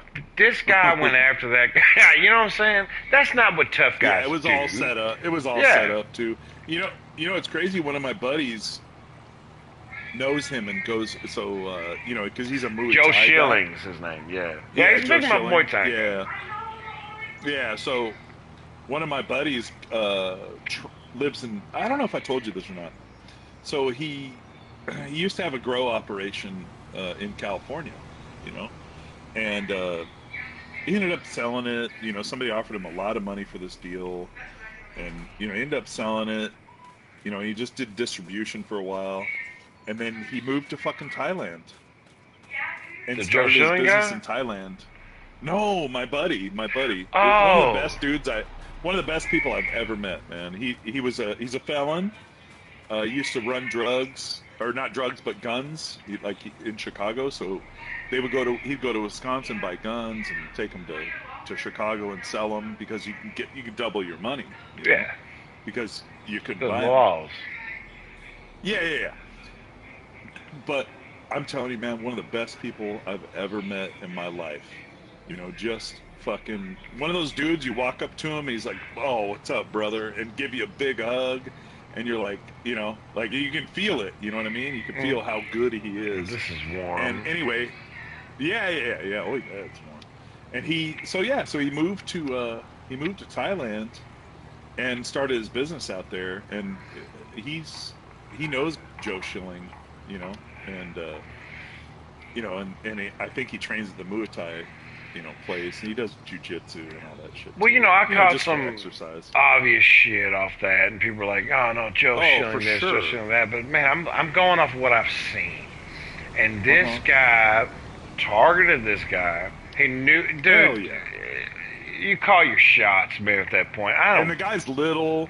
Oh, Yeah, the he's guy's a little guy, and he's 5'4". You know, shit, he could have blown on him and he would have fallen over, you know? Like, that guy was drunk as fuck and just running his mouth. And I get it, like, when you see somebody like that, there is a temptation to want to beat the shit out of them, but you don't do it with a camera and, you know, like, come on. Like a fucking idiot. Yeah. Well, you know, like, did that guy sue him? I don't He remember lost. He lost because it happened in Fort Lauderdale, Florida, and they have the stand your ground shit, which is fine. It's whatever. The guy learned a lesson. I mean, I get it in the long term. Yeah, I mean, you know, it's a hard lesson. But, it wasn't something I was going to do, you know. I would never, dude, I would have avoided that guy. But Joe Yeah. went out of his way to, like, you know, provoke and know this little fucking car salesman out of fucking Fort Lauderdale was gonna, you know, be like, what up, man? Yeah. What the fuck, man? You know, like, it was gay. It was super Yeah. gay. Hey, Marty, what are you depressed about, bro? Just What's out of Marty depressed curiosity. about? I don't know. He said honestly, I've been fighting depression for the last couple days really bad. Well, it's gonna get worse here, dude. What are you doing watching Yeah, us? no shit. What? Yeah, if you want a reality check. Insult to Listen to injury. us bullshit. Yeah, came to the wrong place, bro. Yeah. Let me recommend some streams to you. Let me go find a few. What's up, Marty? Talk to us, man. Hey, you want to play with us? What's up, Timmy? Marty? You got Yeah, Marty, the game? come on. Roll with us, dog. We'll beat the shit out of you as soon as you walk past the bar and you bump into me. Fucking bitch. We'll mentally abuse you. Yeah. Oh yeah, we're gonna bobby you tonight. Get the fucking game. It's worth every fucking $60. Come on, we're turning your depression into fucking suicide at this point. If you ain't already there. Yeah. Let us help you along. No, man, you should jump in, Marty, if you got the game. Yeah, Marty, I'm you cool got the with it. game? Come on, we're gonna twist the knife deeper. You got to hear our sob stories. We got to hear yours now. Yeah, no Talking about our shit, grandmas and our friends and Joe Schilling beating the shit out of people. Our grandma's fucking us over out of Yeah, money. believe us, we got room for you, buddy. Let's hear your fucking shit. Yeah, what you got going on is probably nothing compared to what we're dealing with or we've dealt with. Everybody got his joint with a gun in his mouth. Like, oh. Me too, buddy. You know, the best thing to fucking deal with that shit is laughter, in my opinion. 100%. You know, best like- medicine. They 'cause don't say my- that for no reason. Laughter's the best medicine. Yeah. Yeah, it is. It is, definitely. Yeah, I, dealing with, when I dealt with my dad, I mean, that helped because it made me think. We used to watch Dice Clay, it was back when Andrew I love Dice Clay was Dice. super popular, Fuck. he was, he's the fucking GOAT in my opinion. Yeah. He's Same. he's right up there, but, am I in the way here? Yeah, but my dad loved him. He, I remember he used to My crack dad up. did too. Yeah, we'd fucking watch him, and my dad would just lose his shit because it was so fucking just out there, Yeah. and it's funny as hell, and it fucking helped me. He would Helped be me in the. get through. He would be able. You remember this? You watched it with your dad, same way I did. Andrew Dice Mm-hmm. Clay would be up in fucking Dangerfields, and he would say, Yeah. "She throw a good one," and the guy'd be like, what? It'd be like a couple in the crowd, and be like, Yeah. "Does she suck?" I Yeah. can't say, "Does she suck with that?" Whatever. It was like, well, what? Like, get your ass kicked, But he would take the cigarette behind his head and like, well, Yeah. Yep. He's God, fucking he great. was He's still fucking- great. He's still Oh, he fucking is. great. He's still great. He looks good too, man. Like James Hatfield almost. He looks. Andrew Dice Clay's worn it well. I didn't know he was Jewish. Yeah, I know. Yeah, that was funny. And then, of course, Stern, they tried to fuck him over. Remember when he got the TV deal? He did the show. I Showtime. can't remember the name of the TV show. No, he did a sitcom. Oh, You- I you know he don't got remember Oscar that? buzz for the whole Showtime thing. Yeah, but no, there was let me look it up here. I'll tell you what it was. I think it was on for a couple seasons. So of course Stern and his idiot fucking followers used to call him Andrew Nice Clay because he was on ABC and he couldn't, you got to fucking tone it down a little bit, right? Mhm. Andrew Nice Clay. Let me see. TV show. I thought it was a decent show, he had to do what he had to do. Yeah, well, Fort Fairlane wasn't the best fucking blockbuster movie, but it's Dice. If you like Dice, you like Fort Fairlane. Yeah, so in '95 he signed a developmental deal with CBS and producer Bruce Helford, resulting in his starring role in the sitcom Bless This House. In mid-1995, Clay explained that the Dice Man character had sort of gone out of hand. That's what he said. Which he felt happy about because it allowed him to pursue more television and film work. He's just trying to make money. You know what I mean? Kind of going the Eddie Murphy Bless route, This you know. House. Yeah, Eddie Murphy's... Yeah, Eddie Master Murphy was one of the P went dirtiest from fuckers ever. yeah, Master P went from like Ice Cream Man selling crack to fucking Romeo on Nickelodeon or some shit, Disney, whatever the fuck it was. Yeah. Well, hey Marty, when you get it, man, fucking let us know. You can jump in the game. He doesn't own it yet. Go get And it, you can little hang bitch. out whenever. Yeah. Hey, do you follow me on Instagram, Marty? Yeah, Marty, if you're You know? fucking like ready to end your life, you got $60. I've been there. At this No point, you shit. give your shit away, your money means nothing. My cash money app don't is. matter. We just had that conversation. Money don't mean shit. Live your life, bro. Yeah. Let's go. Get the game, dog. We don't have Vast here. We don't have Bobby here. We need somebody.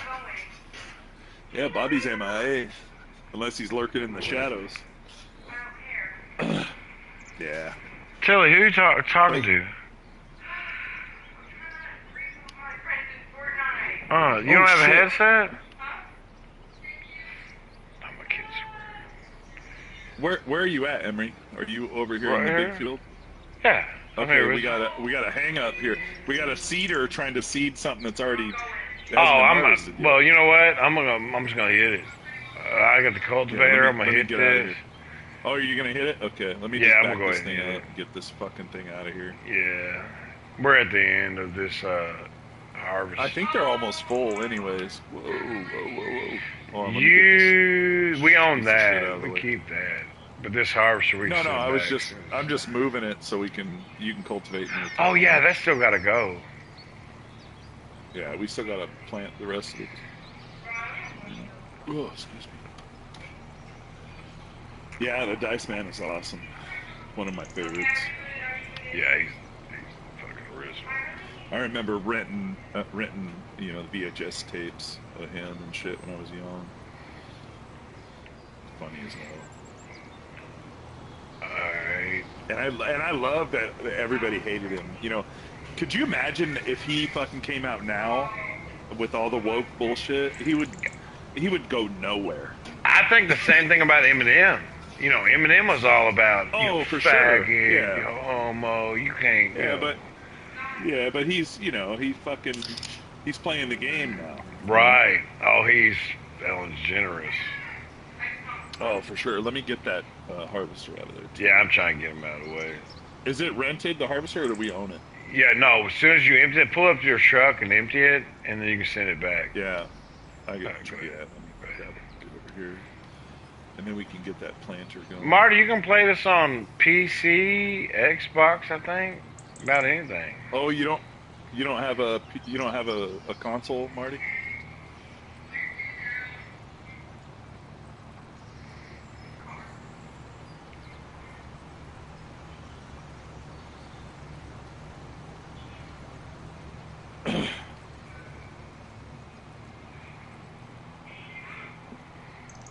All right, it's empty. All right, and this is a rental. Let me look.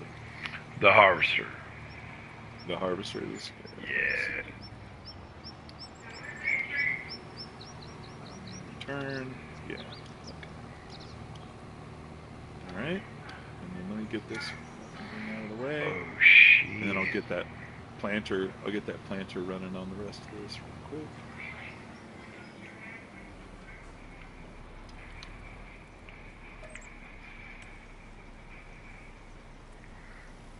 Yeah, I gotta get this planter out of here. There you go. Stop Dump my load. Yeah, he is. Dice is fucking hilarious. Yeah, But Marty, you he's- don't have anything you can play on, or what? Dice is the original Chappelle. He's fucking the best, man. He still cracks me up. Like, he's still fucking funny when he walks around New York and he's like, you want a picture with me? And people Yeah. don't know who he is. It's the fucking best. Do you want the picture? You wanted the picture, Or yeah? have you seen And they him? have He's been no running around with John idea.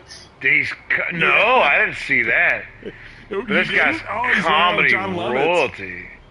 You want Yeah, the John. picture? He's That's like, a hey, weird combo. yeah, right. He's like, hey, well, they're both Jewish, I guess. Well, So- age aside, it's still a different Yeah. combo. So he tells John, he goes, go over there and get. Where do you live at, Marty? Just out of curiosity. You don't have to give me a specific spot, but you can tell me Yeah, dude. the state. Yeah. Yeah. So he tells, he's telling John Lovitz to, hey, go over there and ask this guy this. And John Lovitz is like, I'm not your fucking assistant. What are And you they don't know who talking John about?" Lovitz is? Is that a thing too? Yeah. Yeah, I don't know. I would it's one of the shit. funniest things I ever fucking seen. Yeah, I would The way he's shit trying my to tell pants. John. Yeah. It's fucking funny, man. Classic. Yeah, not knowing who Classic Andrew Dice Dice Clay Clay. is, okay, I can get it. But Yeah. John Lovitz and Andrew Dice Clay, like, that's Yeah. how out of touch this whole fucking world is. Yep. Yeah, for sure. Because Lovitz is funny as fuck, too. Yeah. We Yeah, still got I this. liked him. one. I liked his little cameo in fucking Wedding Singer. It was hilarious. And then, obviously he was on Saturday Night Live and shit like that. It's like Yeah. saying like Chevy Chase. Or did you think Dan he was funny? Aykroyd. Man, did he make me slap my knee and laugh out loud? No. But European Vacation, National Lampoon Vacation, Christmas Vacation, I didn't get into. It's okay, Yeah. I play it. But Yeah. okay. My dad took me out of school when I was 7, 8, or 9. I can't remember what year it was. He took me out of school, St. Louis, Missouri, and took me to see the Three Amigos. Oh, And yeah. Chevy Chase, Steve Martin. My dad loved Steve Martin, so I grew up on the jerk. So it was Steve Martin, Yeah. Chevy Chase, and Martin. What's Short. his name? Short. Martin Short. Yeah. Oh man, my dad laughed. I laughed. It was so fucking good. Three Amigos, and so yeah, did Chevy Chase making me laugh? Yeah, with Steve Martin Yeah. and Martin Short. Yeah. But no, not by himself. But I still loved all the National Lampoon shit. What else was he in? Yeah. No, I was just curious because it's kind of you either loved him or you hated him or you just didn't think he was funny. Oh, I never hated him. But have you ever watched any of the Fletch movies? I know what they are. I've never watched one. You need to watch the first one. You need to watch them, man. He's Spies fucking Like hilarious. Us was one I watched. That was him, right? Spies Like Us. Yeah. I watched that, but it's Chevy Chase, so Yeah, I was see? like, "Oh, he's good." Okay, Yeah, I watched Fletch Fletch and Fletch too. too. Yeah. What is Yeah, you detective should- or some You shit? should watch him for sure. Yeah, he was a journalist. He was a investigative journalist, and he was, investigating the shit. It's some of the funniest shit. Like it's fucking hilarious. You'll probably crucify me for this, but I've never seen Blazing Saddles. Oh, Blazing Saddles is a good movie, man. Really? Yeah. How is that possible? Well, here's how it's possible. So Spaceballs, I loved. My Uncle Greg, I used to go to Yeah. his basement in my grandma's house. So Uncle Greg lived there, and he worked at a video store, so we had everything. So there was Spaceballs, there was European Vacation, there was all this shit, and then there was Blazing Saddles. It looked like a western to me, so I never watched it. So I watched Spaceballs, Mel Brooks, right? So love it. Rick Moranis, Mel Brooks, fucking great movie, one of my favorites. And While We Combing the Desert, it was fucking hilarious to me. And so I've tried to watch Blazing Saddles 4 or 5 years ago. And the beginning part is Mel Brooks. And everybody tells me, I brought this up before, and they'll go, get past that part, you're going to be fine. But Mel Brooks has this, like, opening monologue, and I never thought I get it. Dude, Lil Wayne's a great rapper. He's amazing. He has, countless sales. I don't own a Lil Wayne album. So Mel Brooks, he's sitting at this desk in the beginning of the movie. You know what I'm talking about. And I cannot get past that. And I'm like, it does not interest me. And it's got, Gene Wilder, who's, hear no evil, see no evil, stir crazy. Like him and Richard Pryor were just fucking gold. Fucking amazing. Oh, man. They hated each other. You should watch. Hey, you should turn that on and watch it with the kids. Just get past that point so the kids can see it. Well, I got up at 3 a.m. last night, true story, and I turned on, so I'm down here writing that video I did today. I'm getting all my little videos to put into it, whatever, blah, blah, blah. So I need a filler space. I turned on Three Stooges. Right. Best comedy act. Yeah. What century are we on right now? In the past 3 centuries. Easily. God, so good. Yeah. Just every fucking plunk, plonk, plam, God, so good, man. I'd say I grew up on Charlie Chaplin, Buster Keaton, but man, the Three Stooges were just the best. Yeah, slapstick. Yep. So when you see on my Instagram stories, if you see me share something where somebody's like walking, and they fall and they slip, I laughed at that. Like I barely laughed, and so I shared. I still laugh at that shit. Oh God, slapstick. Best. God, it's so funny to see somebody just like get hit, bam, bam, bam. Yeah, it's the best. And you know what? It's even funnier when it's us. If you walked outside tomorrow and slipped on the ice, and somebody, you got that? You got that on camera? You know what I mean? It's like, let me watch it. I gotta see this. Like, that's the best. Oh yeah. I love slapstick. Yeah, it's oh man, it's funny. Just seeing somebody fall is fucking funny to me. Oh yeah. A lot of people don't understand that, but yeah, it's fucking hilarious. Oh yeah. Yeah. Actually, my fault. Before I help them, I'm laughing like, oh, no, you got it. You okay? And if they're not laughing, they're Then you say, hey, you never seen the Three Amigos? Like, who are you, buddy? Before I help you out, do you get this situation right now? Yeah, so you got to watch Blazing Saddles. You got to watch Fletch 1 and Fletch 2. So and Tex Cobb is in Fletch. You know who Tex Cobb is? You've ever heard of him? No clue. Okay, so what the fuck is this going on? So back in the day, Larry Holmes, you'd have to watch. Anyway, it's funny. So Larry Holmes fought Tex Cobb. Tex Cobb is an actor, right? But he was a boxer also. Big fucking white dude, just looks horrible, And but funny as hell. So Tex Cobb is in Fletch. He's in the jail. So Fletch gets arrested, which is Chevy Chase. He gets arrested and I'm listening. I got pee. Yeah, you're good. So he goes. So Chevy Chase is in the jail cell, and he's like, "Oh, it's this big dude. And, he's got lipstick on and makeup. It's Tex Cobb." And he's like, Chevy Chase is like, "Oh, what's your name?" And he's all bend over, right? Like this big dude, and he's all, "Oh, Ben, nice to meet you." I don't know, man. Like fucking Chevy's comedy, just fucking like the way he delivers is so fucking good. Like it's just stupid. Yeah, you gotta watch it, man. You fucking laugh. There's a scene in the first Fletch where he's plays for the Lakers. He's having a dream, and he's playing for the Lakers, right? Because he's like an LA,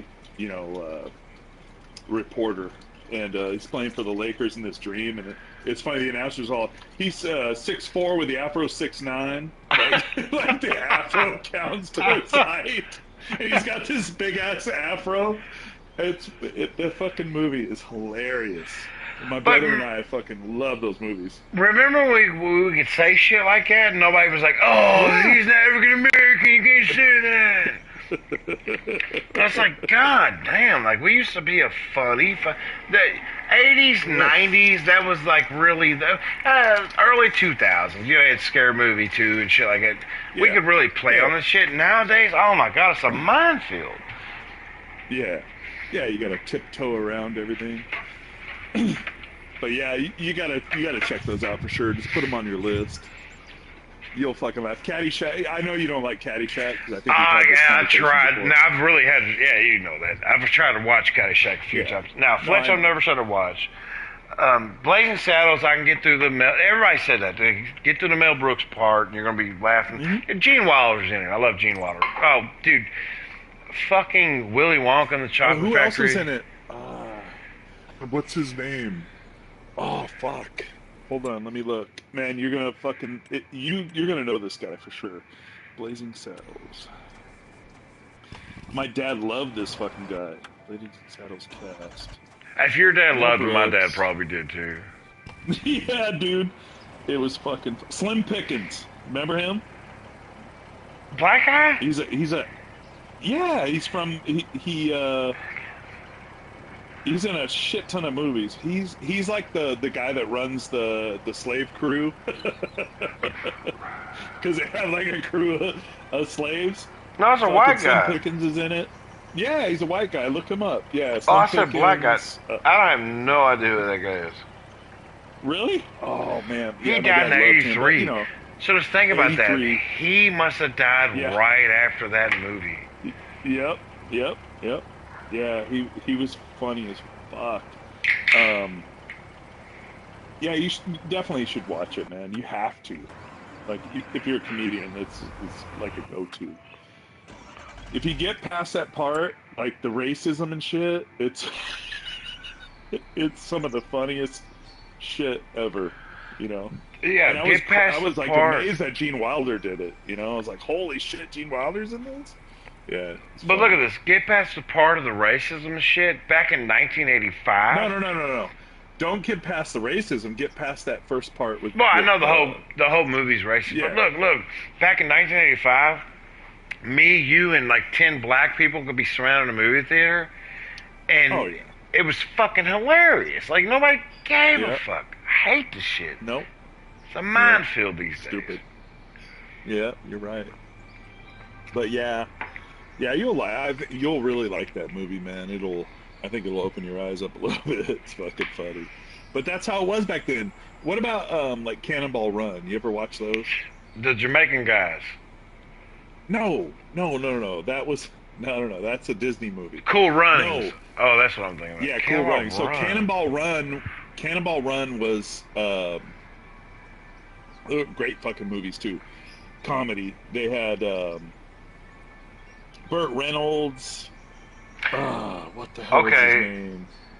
Dom DeLuise. John Candy. Oh no, hold on now. That's Burt Reynolds. He looked like John Candy for a second. Fair Fawcett, Dom DeLuise, Roger Moore, Dean Martin, yeah, Sammy Davis Jr. Dean Martin. Yep, Sammy Davis Jr. Yeah, it was about a race. About the bull run type of thing. I would You know tell what you that is. movies that used to fucking blow me away, and I've just realized that Leslie Nielsen didn't write a lot of this shit. Right. Well, Airplane 1 and 2, that was a little bit before my time, but then it was Naked Gun 1, 2.5, then it was Robin Hood Men in Tights, and it was like this Leslie Nielsen type of style, and I thought he wrote all that shit, and I looked it up like, I don't know, a month ago, and it turns out, he didn't really write it, because I thought it was all him. But he was the one that delivered it. And there's 2 guys that wrote all that shit. Their names escape me now, which is the saddest part. But man, Leslie Nielsen, Naked Gun, O.J. Simpson was He's in. funny. Yeah, he was like, funny. the Yeah, first one O.J. or Simpson. Yeah. Yeah. Well, what was the movie you just? Robin Hood, Men in Men in Tights? Tights. Yeah. Yeah. That was Dave Chappelle's first fucking thing, dude. Mm-hmm. Yeah, Blinken. I'll tell you somebody who Blinken. was funny What was as his fuck. name in that? Oh, it was something like I'm trying to that. remember Dave Chappelle. Yeah, Dave Chappelle. Fucking yeah, it was fun. Anyway, But do you remember the it was Chris Jordan's. Elliott show? They did the strong hand and dude, Chris Elliott, underrated. I love fucking- Chris Elliott. He had a Chris Elliott for show. sure. I think it did like 1 season, 2 seasons or something. But man, dude, that guy was fucking funny, man. He was funny, yeah. Underrated. He was really good. All right. Let me take the cedar back, and then I think we're good. Yeah, you want to sleep? We'll have to fertilize after like 3 or 4 sleeps. We'll have to fertilize after we sleep, yeah. Let me just fold this up. Hold on. I don't know if I can make it a whole other harvest, but I can definitely keep it open for you if you want to walk around or some shit. I don't give a fuck. I just enjoyed talking and bullshitting. That's fine. This is just repetitive shit to keep me busy. Where is Chris Elliott? Speaking of Scary Movie 2, He's still around. the Wayans Yeah, brothers. he's still around. God damn. Well, they, after 2, they were out. You knew that, right? You ever hear Yeah, that? we talked about this before, and there's some contractual thing, and they thought they could have. Oh God, because they brought in Rex. Well, no, Simon Rex. They came up with the script. They had a complete script ready to go for 3, and they didn't want to do it. Miramax or whoever it was, they didn't want to do it. Well, come to find out, they had stole all their fucking ideas, and they basically they didn't pushed the execute very Wayans well. out. Because with the Wayans brothers, it was trash. Yeah. How you sleep It on was the fucking Wayans? trash. The Wayans brothers are hilarious as hell. Fucking They Live in still are. Color, Don't Be a Menace, White Girls. I mean, Yeah. they're fucking great. Yeah, they're fucking, icons, man. In my. Oh yeah. 100%. But I grew up, watching Live in Color and shit like Live that. in Color was blew Remember Saturday when they Night changed Live the out of the name? water.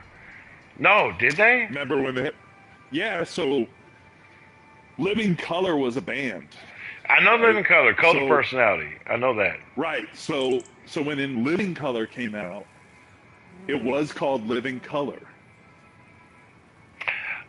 Oh, then they went to In Living Color. They had to do In Living Color because of the, whatever beef they had with them. Where if Living Color would have just said, you know what, fuck it, we'll just go play, we'll go play live on the show or whatever, it probably would have been good for them.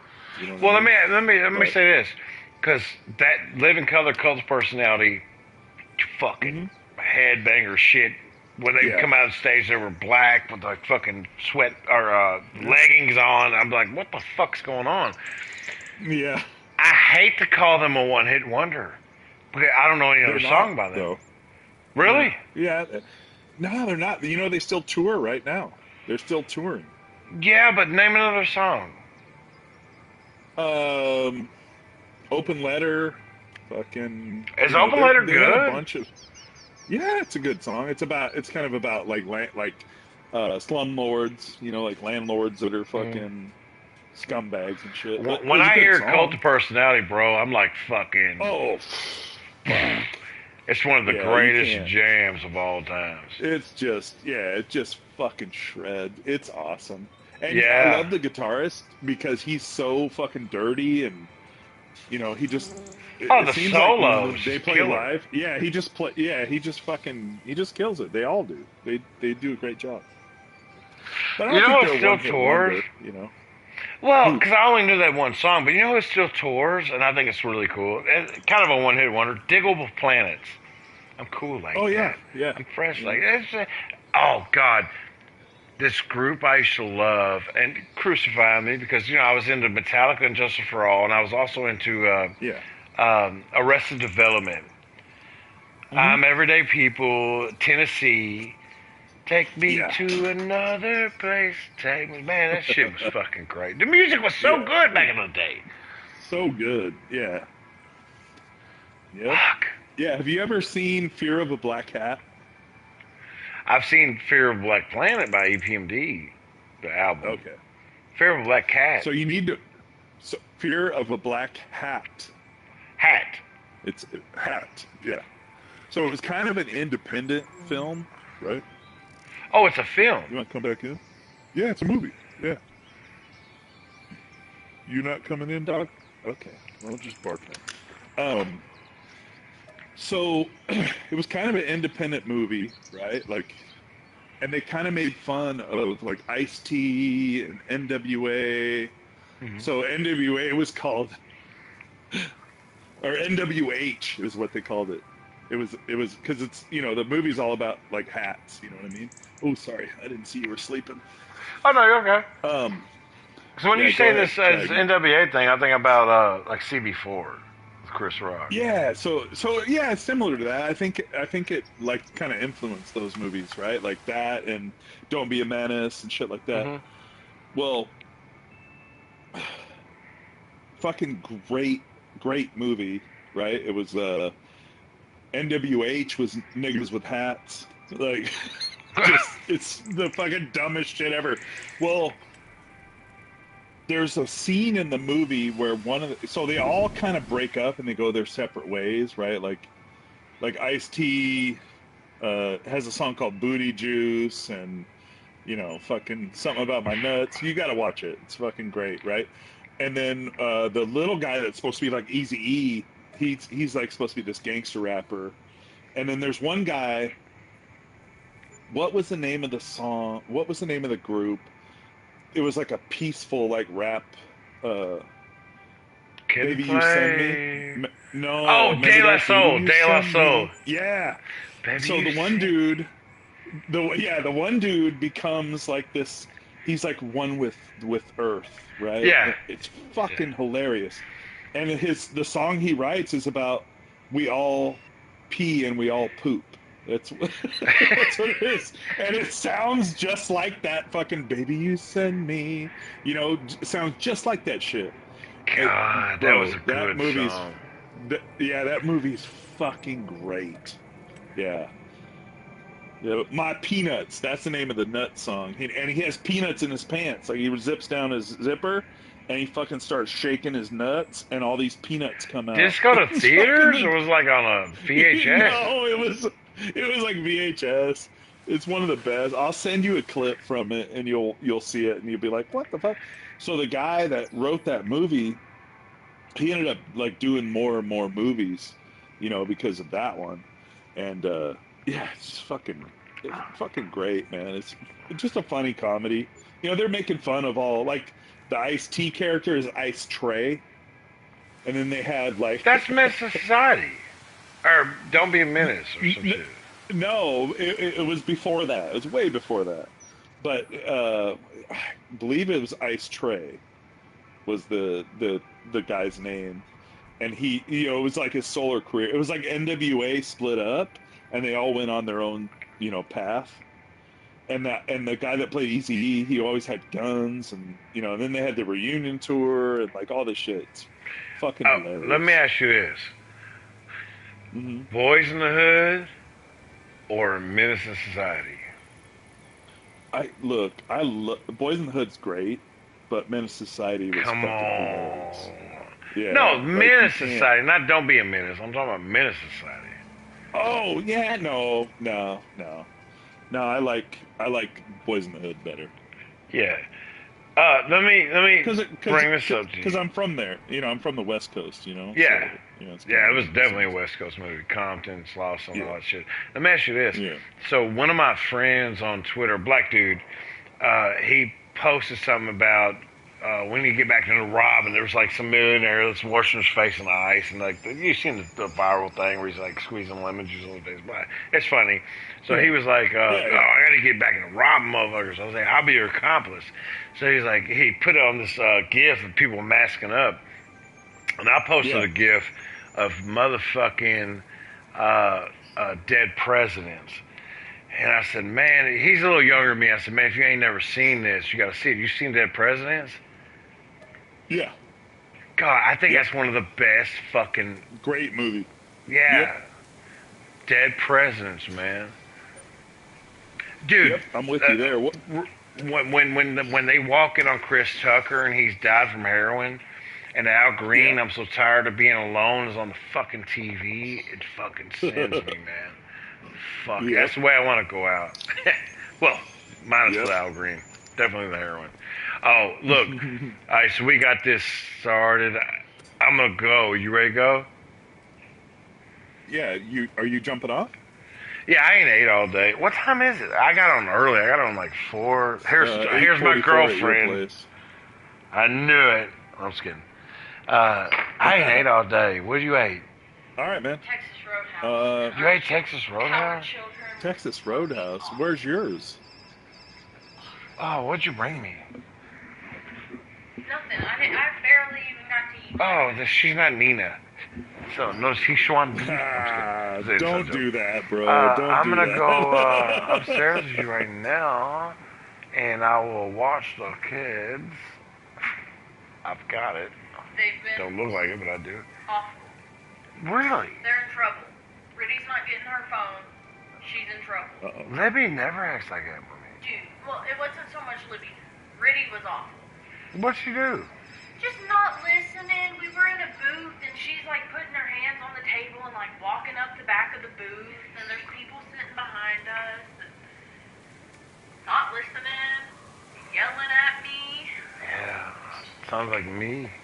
Glad you didn't have me there. All right, I'm coming. What do you want for dinner? Oh yeah, you're full. I made some leftover spaghetti. I'm not. You look good. I love your purse.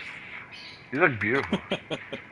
I like Where'd that you you- said that. Is that the sweater I got you? Like, you wore that out? She just, come here.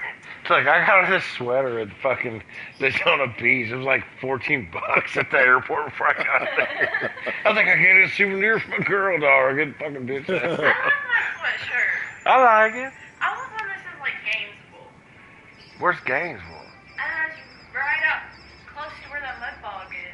Oh, yeah. I'll get you one I want when I one that come says back. Gainesville, Florida. Oh, I gotta show you this video of the food funny. truck. Dude's fucking gangster. All right, I love you, buddy. I'm gonna say, let All me right, say, man, I'll talk to you later. let me say,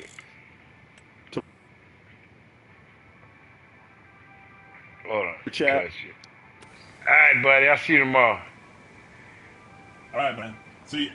I gotta figure out how to do this.